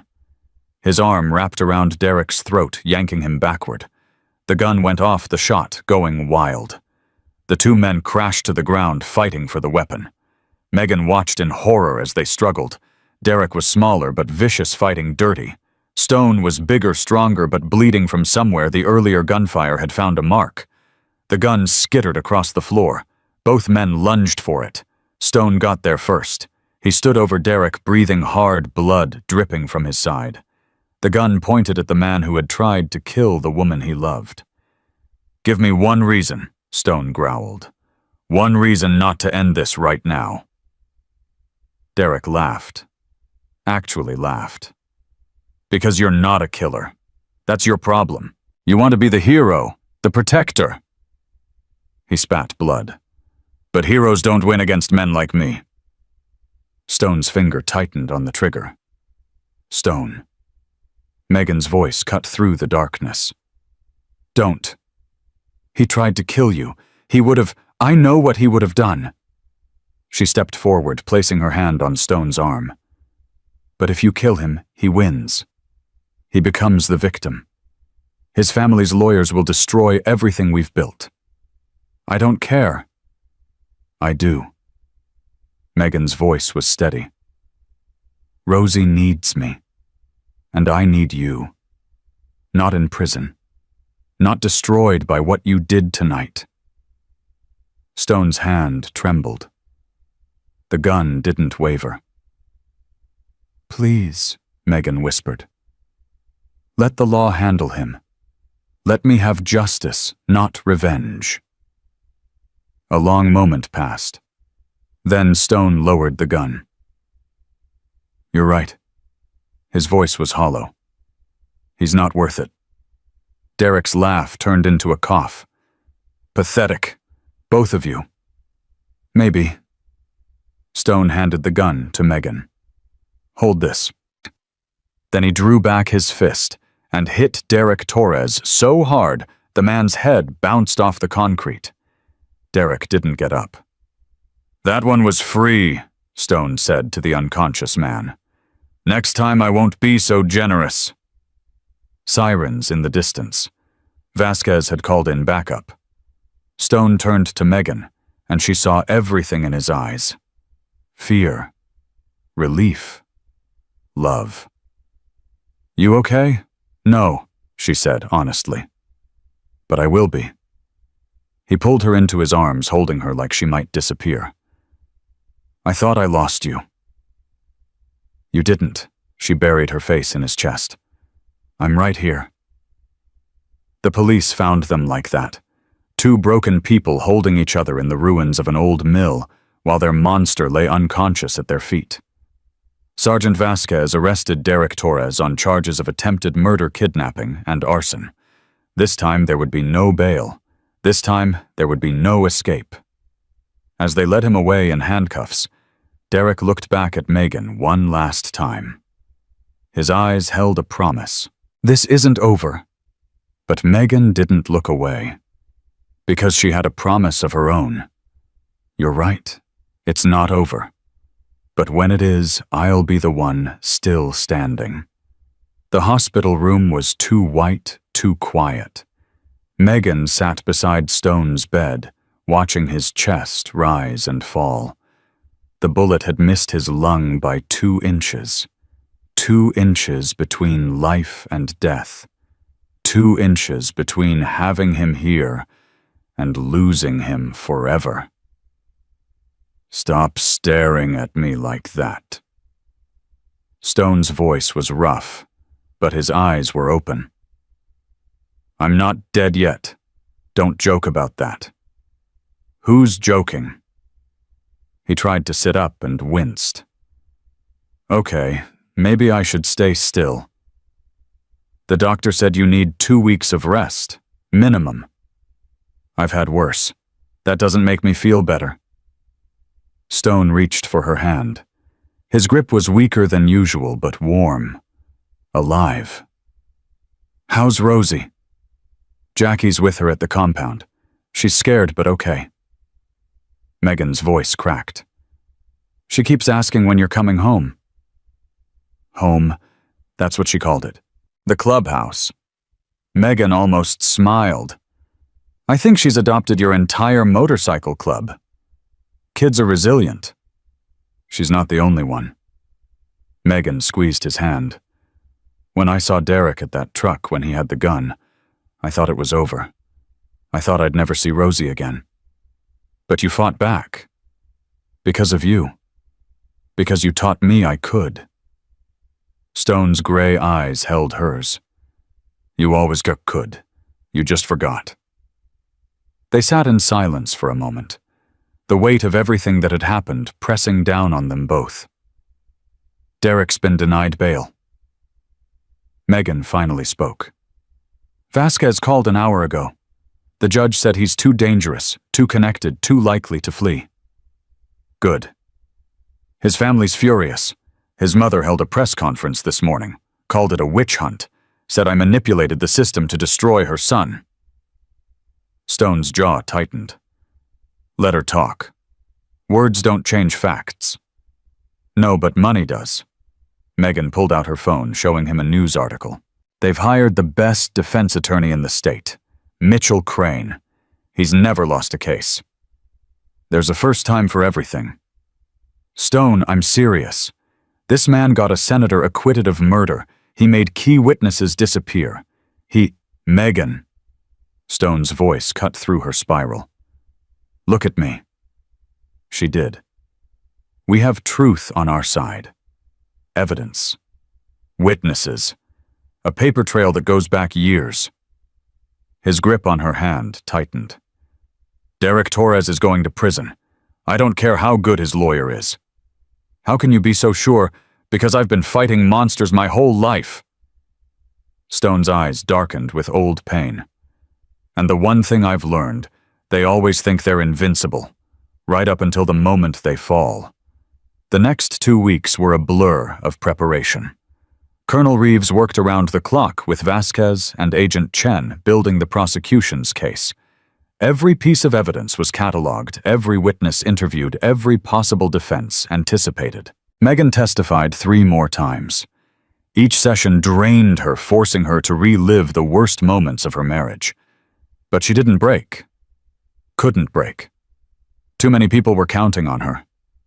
You're doing great, Vasquez told her after a particularly brutal session.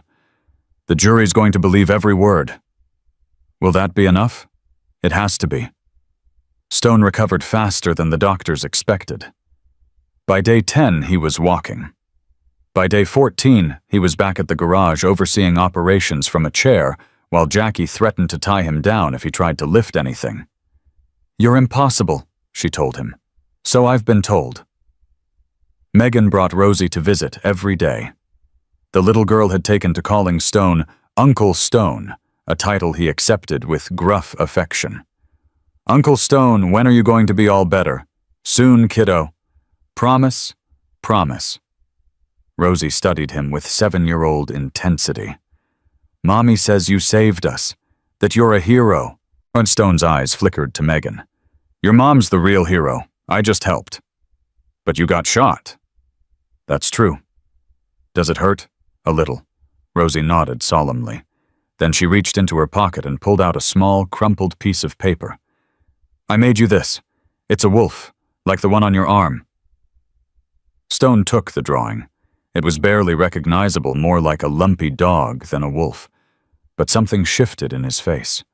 Something soft and vulnerable. It's perfect, he said. I'll keep it forever. Rosie beamed. Later, when the little girl was playing in the next room, Stone turned to Megan. She's incredible. She is. She's going to be okay. You know that, right? Whatever happens with the trial with Derek, she's going to be okay because she has you. Megan felt tears threatening. Some days I'm not so sure. I am. Stone reached for her hand. I've never been more sure of anything. The trial began on a gray Monday morning. The courthouse was surrounded by media. Cameras flashed as Megan walked up the steps, Stone on one side, Jackie on the other. The Iron Wolves had come in force, their leather vests a silent statement of support. Inside, Derek Torres sat at the defense table in an expensive suit looking like the businessman he pretended to be. His mother sat behind him, her face a mask of cold fury.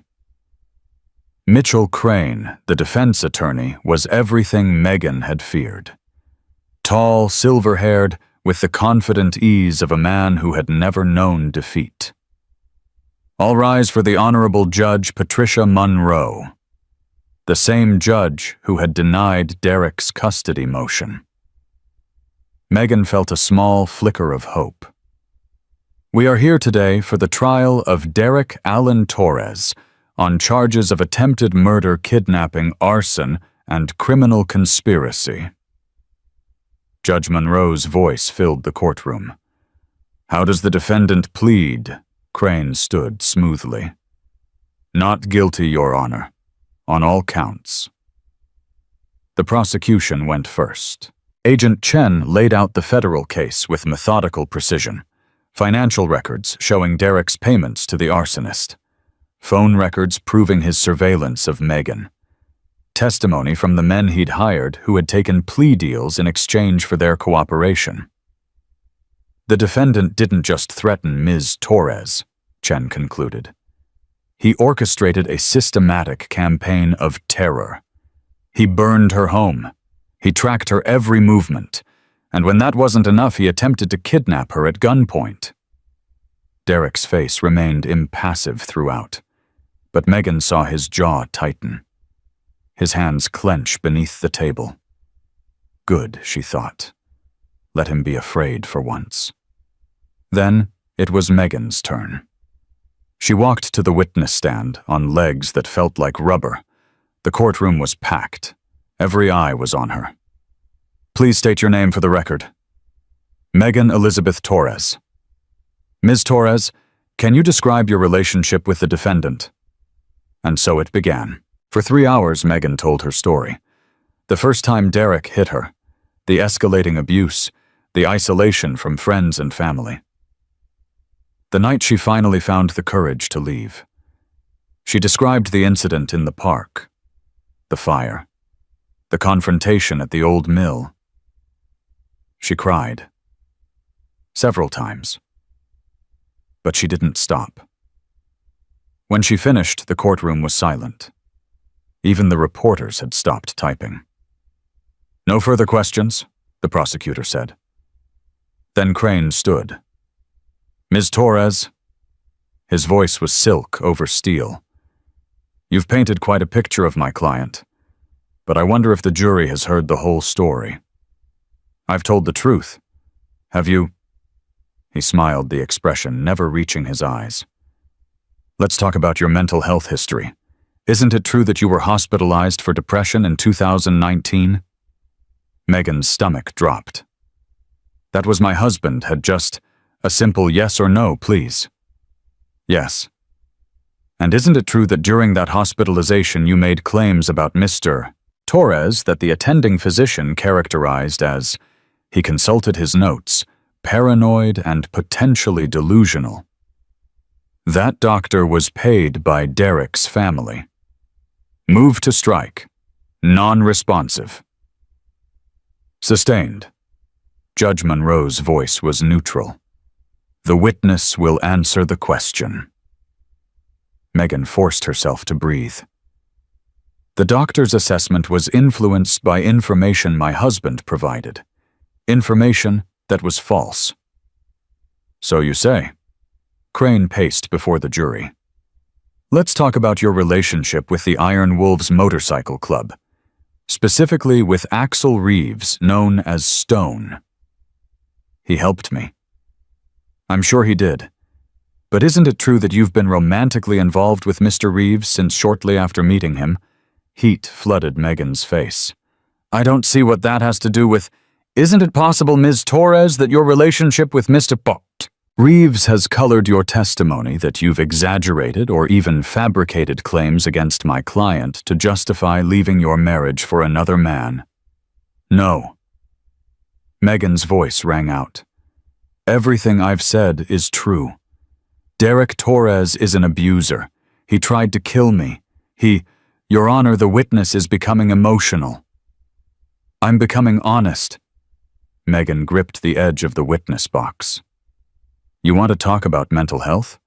Try living with a man who tells you every day that you're worthless, that no one will ever love you, that if you leave, he'll kill you. The courtroom stirred. Try having your home burned down while your daughter sleeps inside. Try being hunted like an animal by the man who promised to love and protect you. Crane's smile flickered. I may have been hospitalized for depression. I may have found comfort with someone who actually treats me like a human being, but that doesn't change what Derek did. Megan's voice steadied, and nothing you say can make me take it back. Silence. Judge Monroe looked at Crane. Any further questions? A long pause. No, Your Honor. The witness may step down. Megan walked back to her seat on trembling legs. Stone caught her hand as she passed, squeezing gently. You did great, he whispered. Did I? Better than great. You destroyed him. The trial continued for 3 more days. Witness after witness took the stand. Derek's former secretary, who had seen the bruises and heard the screaming. His ex-girlfriends, who described identical patterns of control and violence. The arsonist himself, who pointed at Derek and said, "That man paid me $50,000 to burn that house down." Through it all, Derek sat stone-faced at the defense table. But Megan could see the cracks forming, the tightness around his eyes, the white-knuckled grip on his pen. He knew. He knew he was losing. On the 4th day, something unexpected happened. The defense calls Eleanor Torres to the stand. Derek's mother. The woman walked to the witness box with regal disdain, her designer suit immaculate, her silver hair perfectly styled. Mrs. Torres, Crane began, can you tell us about your son's character? Derek is a good man, a devoted father. Everything that woman has said is lies designed to destroy him. And what about the evidence, the financial records, the phone surveillance, fabricated? Obviously. Eleanor's voice dripped contempt. The Torres family has enemies, people who would do anything to bring us down, including framing your son for attempted murder, especially that. The prosecution's turn. Mrs. Torres, the prosecutor, a sharp-eyed woman named Davis, approached the stand. You claim the evidence against your son is fabricated, but I have here bank records showing a transfer of $50,000 from an account in your name to the man who set fire to Ms. Torres's home. The courtroom gasped. Eleanor's composure cracked. I don't know anything about that. The account is in your name. The transfer was authorized with your personal security code. Davis held up the document. Would you like to explain that there must be some mistake? The same kind of mistake that led to similar payments being made to the men your son hired to kidnap Ms. Torres. Davis pressed forward. The same kind of mistake that left a paper trail connecting you to every crime your son has been charged with. Eleanor's face went white. I want my lawyer. You're not on trial here, Mrs. Torres. Not yet. Davis turned to the jury. But I think we can see where your son learned his tactics. Objection. Crane was on his feet. Withdrawn. Davis returned to her seat with a satisfied smile. The damage was done. Eleanor Torres had just implicated herself and confirmed every allegation against her son. That night, Megan sat with Stone at the compound processing what had happened. His own mother, she said. She knew everything. She helped him. Some families are built on dysfunction. Stone's voice was tired. They protect each other no matter what. But to help him burn down a house with a child inside, evil doesn't have limits, Megan. I wish it did, but it doesn't. She leaned against him, drawing comfort from his warmth. What happens now? Now we wait. The jury starts deliberations tomorrow. And if they don't convict... Stone was quiet for a moment. They'll convict. How do you know? Because I saw their faces when you testified, when you described what he did. Stone's arm tightened around her. They believed you. Every single one of them. Megan wanted to believe him, wanted to trust that justice would prevail.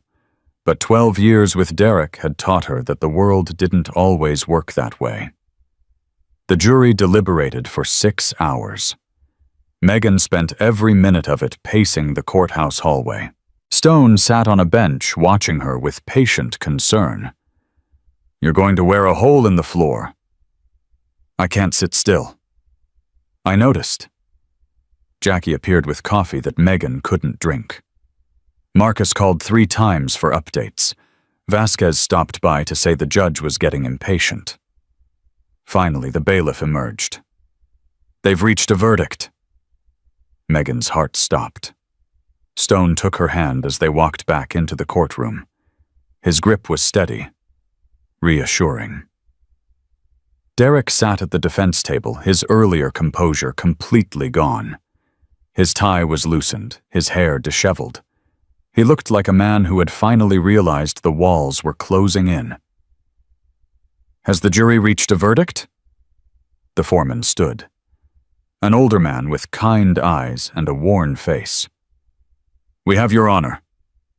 On the charge of attempted murder in the 1st degree, how do you find a pause that lasted forever? Guilty. The courtroom erupted. Derek shot to his feet, shouting something that was lost in the chaos. His mother screamed accusations at the jury. Order! Judge Monroe banged her gavel. Order in the court. On the charge of kidnapping in the 1st degree, guilty. On the charge of arson in the 1st degree, guilty. On the charge of criminal conspiracy, guilty. 4 counts, 4 convictions. Derek Torres was going to prison. Megan couldn't breathe, couldn't move. The word kept echoing in her head. Guilty. Guilty. Guilty. Guilty. Stone pulled her into his arms, and she finally let herself cry. Not tears of fear or pain this time. Tears of relief. It was over. Derek Allen Torres, you are hereby remanded to custody pending sentencing. Judge Monroe's voice cut through the celebration. Bailiffs take the defendant. Derek fought them. Actually fought them, struggling against the officers like a wild animal. This isn't over, he screamed, his eyes fixed on Megan. You hear me? This isn't over. Yes, it is. Megan's voice was quiet, but somehow it carried across the courtroom. It's been over since the moment you raised your hand to me. Derek's face twisted with impotent rage as they dragged him away. The last thing Megan saw before the doors closed was his eyes. Empty. Defeated. Broken. Just like she had been for 12 years. Outside the courthouse, the Iron Wolves were waiting. They cheered when Megan emerged, a roar of triumph that echoed off the buildings. Jackie grabbed her in a fierce hug. Marcus clasped Stone's hand with genuine emotion. You did it, Vasquez said, appearing at Megan's side. You actually did it. We did it. Megan looked at the faces surrounding her. All of us. What happens now? Someone asked. Stone put his arm around Megan's shoulders. Now we live. That's what happens now. The crowd parted, and Megan saw something that made her heart stop all over again. Rosie. Her daughter stood at the bottom of the courthouse steps holding Jackie's hand. Her face was uncertain, hopeful, scared. Megan ran. She gathered Rosie into her arms and held her tight, breathing in the smell of her hair, feeling the small heart beating against her chest. "Mommy, is the bad man going away?" "Yes, baby." Megan's voice broke. "The bad man is going away for a very, very long time. Forever. Almost forever." Rosie pulled back her small face, serious. "Uncle Stone said we're safe now. Is that true?"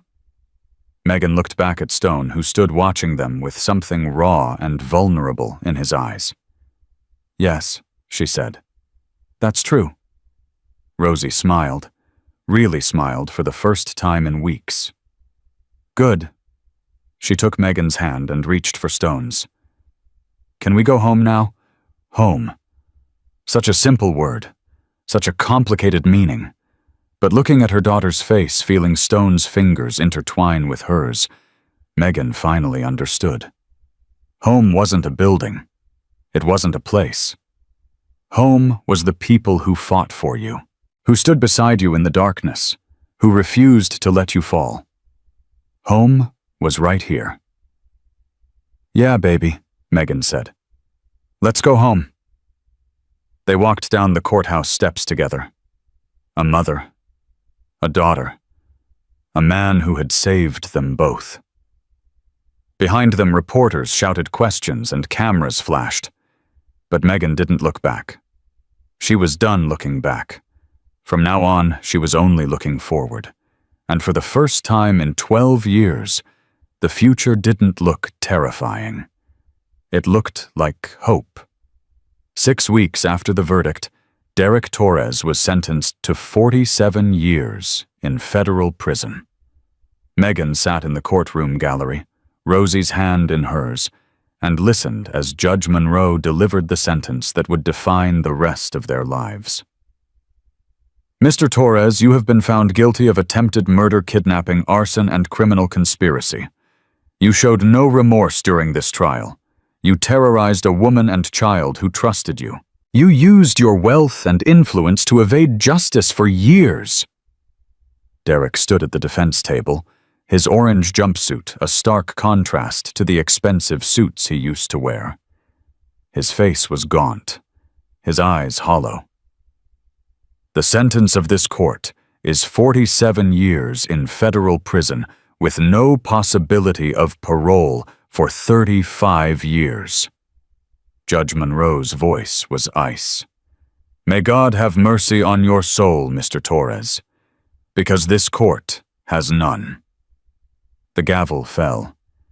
Derek didn't react, didn't speak, just stood there as the bailiffs led him away, a broken man facing the consequences of his own cruelty. Megan watched him go and felt nothing. No triumph, no satisfaction. Just emptiness where the fear used to live. "Mommy," Rosie tugged at her hand. "Is it really over now?" "Yes, baby." Megan pulled her daughter close. "It's really over." Outside the courthouse, Stone was waiting. He'd refused to come inside, saying it was Megan's moment, not his.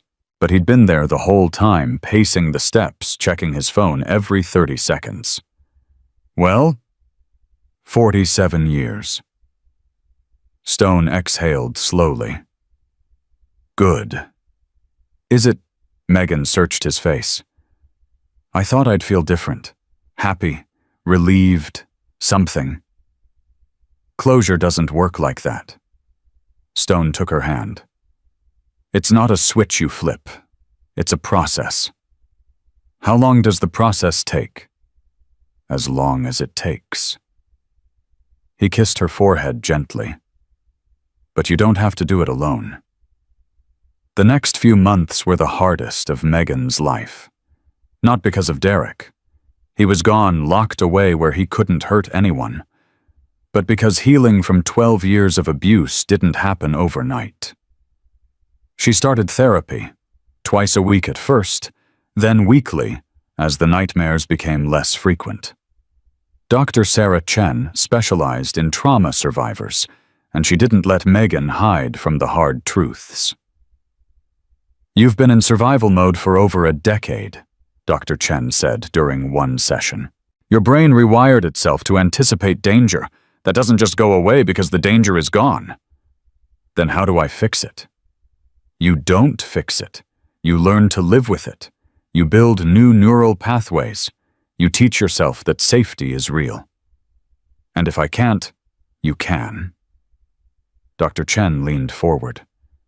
"You've already proven that. You survived Derek. You testified against him. You put him in prison." She smiled. "If you can do all that, you can do this too." Rosie had her own struggles. She started wetting the bed again, something she hadn't done since she was 4. She had tantrums over small things, a broken crayon, a misplaced toy. She clung to Megan like she might disappear at any moment. "It's normal," the child psychologist assured Megan. "She's processing trauma in the only way she knows how. Be patient, be consistent, be present." "I'm trying. That's all any of us can do." Stone was there through all of it. He never pushed, never demanded more than Megan could give. Some nights he just sat with her in silence while she cried. Other nights he made her laugh with terrible jokes and worse cooking. "This is supposed to be spaghetti." Megan stared at the congealed mess on her plate. "It's experimental spaghetti." "It's inedible spaghetti." "Same thing." Stone grinned. "Pizza." "God, yes." They ordered pizza and ate it on the floor of the compound's common room, while Rosie played with a set of toy motorcycles Bull had given her. "She's getting better," Stone observed. "The nightmares are less frequent." "Dr. Martinez says she's resilient, like her mother." "Dr. Martinez is right." Megan leaned against him, feeling the solid warmth of his body. "I never thanked you properly." "For what? For everything. For saving us. For standing by us through the trial. For not running when things got hard." Stone was quiet for a moment. "I almost did, you know." "What? Run?" He stared at the ceiling. "After the fire, when I realized how deep this was going to go, part of me wanted to walk away, protect myself." "Why didn't you?" "Because I looked at you and saw Sarah." His voice roughened. Not her face, her eyes, that same look of someone who's been hurt so bad they don't believe help is possible. He turned to face her. "I couldn't save my sister, but I could save you, and that mattered more than protecting myself." Megan reached up, touching his cheek. "You did save us. We saved each other." 3 months after the sentencing, something unexpected happened. Megan received a letter, not from Derek. His correspondence was monitored and restricted, from his mother. Eleanor Torres was facing her own legal troubles. The bank transfers had led to a full investigation of her finances, revealing years of money laundering and tax evasion. She was out on bail, awaiting trial. The letter was short, bitter, unapologetic. "You destroyed my family. You took my son from me. I hope you're satisfied with the chaos you've caused. Whatever happiness you think you've found, it won't last. It never does for people like you." Megan read it 3 times. Then she showed it to Stone. "What do you want to do?" he asked. "I don't know." "Respond. Ignore it. Burn it. All valid options." Megan stared at the expensive stationery, the perfect handwriting, the venom dripping from every word. "She still doesn't see it," she said quietly. "Even now. Even with Derek in prison and her facing charges. She still thinks they're the victims." Some people never see it. They're too invested in their own version of reality. That's sad. It is. Stone took the letter from her hands. But it's not your problem. Not anymore. He walked to the fireplace and threw the letter in. Megan watched it burn and felt something release inside her. The last chain. The final connection to the Torres family. Gone. The support group was Jackie's idea. "We get women like you coming through here all the time," she told Megan one afternoon. "Survivors looking for help, for community, for someone who understands. You could be that someone. Me, I'm barely holding it together myself. That's what makes you perfect." Jackie smiled. "You're not some expert who's never lived it. You're someone who's been through hell and come out the other side. That matters." Megan thought about it for a week. She talked to Durchen, who thought it was an excellent idea. She talked to Stone, who said he'd support whatever she decided. She even talked to Rosie, who said, "Mommy, you should help the sad ladies feel better. You're good at making people feel better." Out of the mouths of babes. The first meeting was terrifying. 8 women sat in a circle at the community center. Their faces guarded their eyes, wary. Megan recognized that look. She'd worn it herself for years. "Hi, I'm Megan." Her voice shook slightly. "And I'm a survivor of domestic abuse." Silence. Then a woman in the corner spoke up. "How long were you with him?" 12 years. "How'd you get out?" "I almost didn't." Megan took a breath. "He found me. Multiple times. He tried to burn my house down with my daughter inside. He tried to kidnap me at gunpoint." The women leaned forward, hungry for details, for proof that escape was possible. "What happened?" "Someone helped me. A stranger who became family." Megan thought of Stone, of Jackie, of the Iron Wolves. "I learned that asking for help isn't weakness. It's survival." "But what if no one helps?" Another woman, younger, with fresh bruises on her arm. "What if you're alone?" "Then you find your people. They're out there. I promise." Megan met her eyes. "I was alone for 12 years. I thought no one would believe me, no one would care. I was wrong. And so are you." The meeting lasted 2 hours.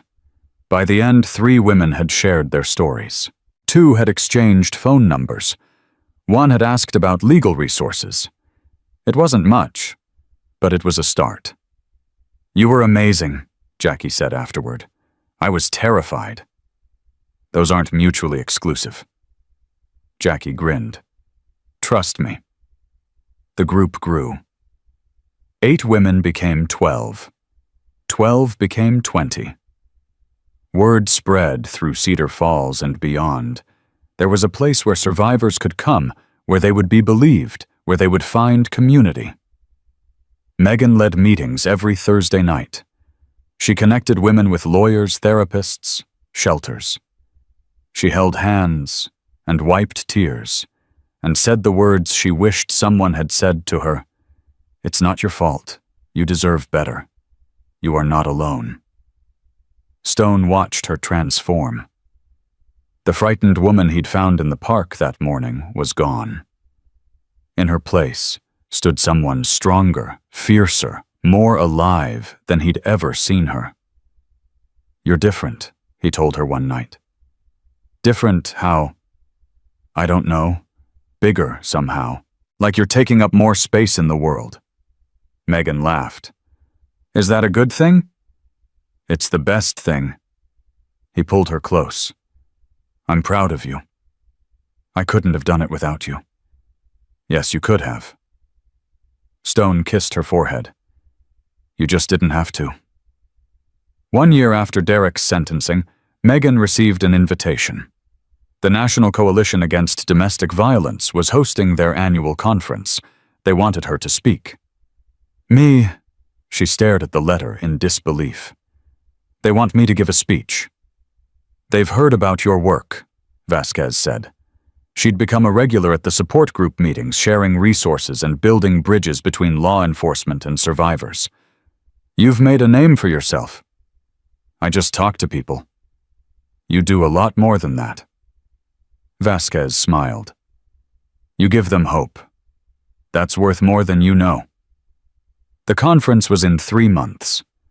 Megan spent every spare moment preparing, writing and rewriting her speech, practicing in front of the mirror, in front of Stone, in front of anyone who would listen. You're overthinking it, Stone told her after the 15th revision. It has to be perfect. It doesn't have to be anything except true. He took the notepad from her hands. Just tell your story. That's all anyone wants to hear. What if I freeze? What if I forget everything? Then I'll be in the front row making stupid faces until you laugh. Megan smiled despite her anxiety. You would, wouldn't you? Try me. The night before the conference, Megan couldn't sleep. She stood at the window of their hotel room, watching the city lights below. Stone came up behind her, wrapping his arms around her waist. Talk to me. I'm scared. Of what? That I'm not enough. That I'll stand up there and everyone will see through me. See that I'm still broken, still damaged, still... Stop. Stone turned her to face him. You are not broken. You are not damaged. You are a survivor, a fighter, a mother, a leader. His gray eyes held hers. You are more than enough. You always have been. Tears spilled down Megan's cheeks. How do you always know what to say? I don't. I just say what's true. He wiped her tears with gentle fingers. Now get some sleep. Tomorrow, you change the world. The auditorium was packed. 500 people sat in rows of chairs, their faces turned toward the stage. Cameras lined the back wall. Reporters sat in the press section, notebooks ready. Megan stood backstage, her hands shaking. Mom! Rosie appeared beside her, looking impossibly grown up in her Sunday dress. Are you okay? I'm nervous, baby. Why you talk to people all the time? This is different. There are so many of them. Rosie considered this with 8-year-old wisdom. Uncle Stone says you're the bravest person he knows, and Jackie says you're a force of nature, and Sergeant Vasquez says you inspire her. She looked up at her mother. That's a lot of people who believe in you. Megan felt her heart crack open. When did you get so smart? I've always been smart. Rosie grinned. You just didn't notice because you were too busy being brave. Megan, an aide appeared. They're ready for you. This was it. Megan walked to the stage on legs that somehow held her up. The applause washed over her like a wave. She gripped the podium, steadied herself, and looked out at the sea of faces. In the front row, Stone sat with Rosie on his lap. Jackie and Marcus flanked them. Vasquez was there, and Colonel Reeves and Dr. Chen. The Iron Wolves had come in force, filling an entire section with leather and solidarity. Her people, her family. Megan took a breath. My name is Megan Torres, and I'm here to tell you that survival is possible. The words flowed easier than she'd expected. Not the memorized speech she'd practiced, but something rawer, truer. She told them about Derek, about the first slap and the first apology, about the years of escalation, about believing she deserved it, that this was just what marriage was. I told myself so many lies, she said, that he would change, that I could fix him, that staying was the right thing for my daughter. Her voice caught. But the only thing I was doing was teaching her that love looks like bruises and fear. She told them about leaving, about the terror of starting over, about Derek finding her in the park and dragging her to the ground. I thought that was the end. I thought he would kill me. She looked at Stone. But a stranger walked out of nowhere and said 4 words that changed everything, Get your hands off her." The audience was silent, rapt. That man, Stone, he became my family. His club, the Iron Wolves, became my army. Together we fought Derek through the courts, through the fire, through the darkest night of my life. She told them about the trial, about testifying against the man who had controlled her for 12 years, about watching him be led away in handcuffs. People ask me if it felt good, if justice felt satisfying. Megan shook her head. It didn't. Not really. Because justice doesn't undo the damage. It doesn't give back the years I lost, the innocence my daughter lost, the person I might have been if I'd never met Derek Torres. Her voice strengthened.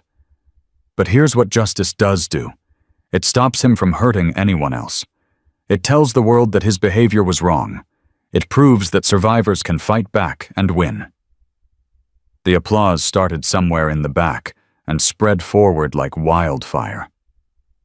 Megan raised her hand for silence. I'm not here to tell you that leaving is easy. It's not. It's the hardest thing I've ever done. She looked at Rosie, who was watching with shining eyes. I'm here to tell you that staying is harder. Every day you stay is a day you lose yourself.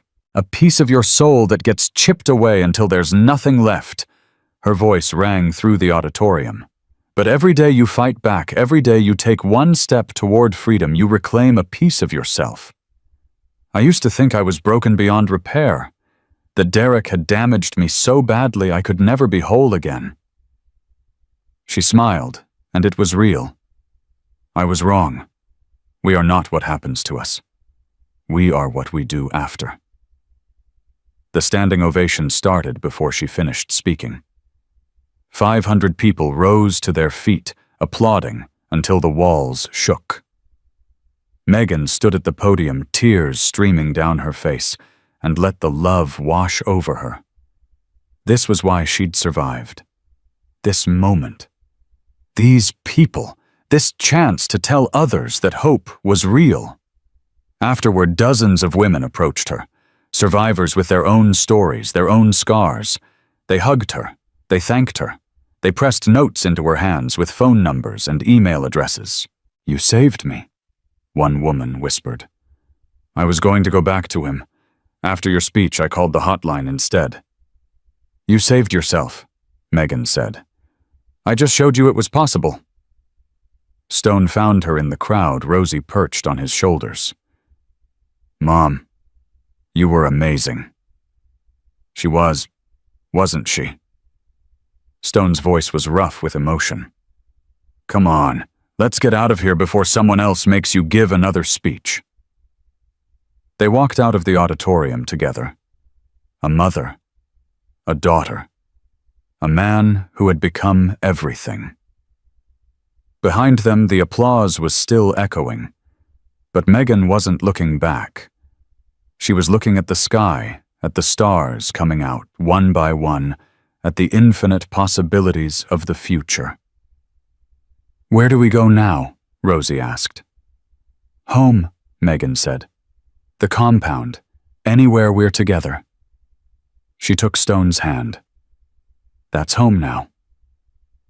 They drove back to Cedar Falls as the sun set behind them. Rosie fell asleep in the back seat, exhausted from the excitement of the day. Stone glanced at Megan. You know you're going to get a lot more speaking requests after this. Probably. You okay with that? Megan considered the question. A year ago, the thought would have terrified her. The spotlight, the attention, the vulnerability of sharing her story with strangers. Now it felt right. Yeah, she said. I think I am. Stone smiled. Good, because I have a feeling this is just the beginning. He was right. Over the next 5 years, Megan Torres became one of the most recognized voices in the domestic violence advocacy movement. She testified before Congress. She appeared on national television. She wrote a book that spent 12 weeks on the bestseller list. But her proudest achievement wasn't any of that. It was the shelter she built in Cedar Falls, the Megan Torres House for Women and Children, a place where survivors could come, where they would be believed, where they would find safety and support. Stone helped her run it. So did Jackie and Vasquez and a dozen other people who had become family. Rosie grew up surrounded by strong women and good men. She learned that love didn't have to hurt, that asking for help was strength, not weakness, that she could be anything she wanted to be. At 16, she gave her first speech at her mother's foundation fundraiser. My mom always says that survival isn't the end of the story, it's the beginning. Rosie looked at Megan with pride. I believe her, because I've watched her turn our worst nightmare into hope for thousands of people. Megan cried. Stone put his arm around her and pretended he wasn't crying too. Derek Torres died in prison 4 years into his sentence. Heart attack. No one came to his funeral except his mother, who followed him 6 months later. Megan didn't grieve, didn't celebrate, just acknowledged that another chapter had closed and turned the page. Because that was what survivors did. They kept turning pages, kept writing new chapters, kept proving that the end of one story was always the beginning of another. On the 10th anniversary of that morning in the park, Megan stood at the same bench where Derek had found her. Stone was beside her. Rosie, now 17, brilliant, fierce, stood on her other side. You okay? Stone asked. Megan looked around the park, at the families playing, at the joggers passing by, at the ordinary, beautiful chaos of life continuing. I'm better than okay. She took his hand. I'm free. And she was. Not because Derek was gone. Not because the nightmares had finally stopped. Not because the scars had faded. Because she had learned the truth that every survivor eventually discovers freedom isn't something someone else gives you.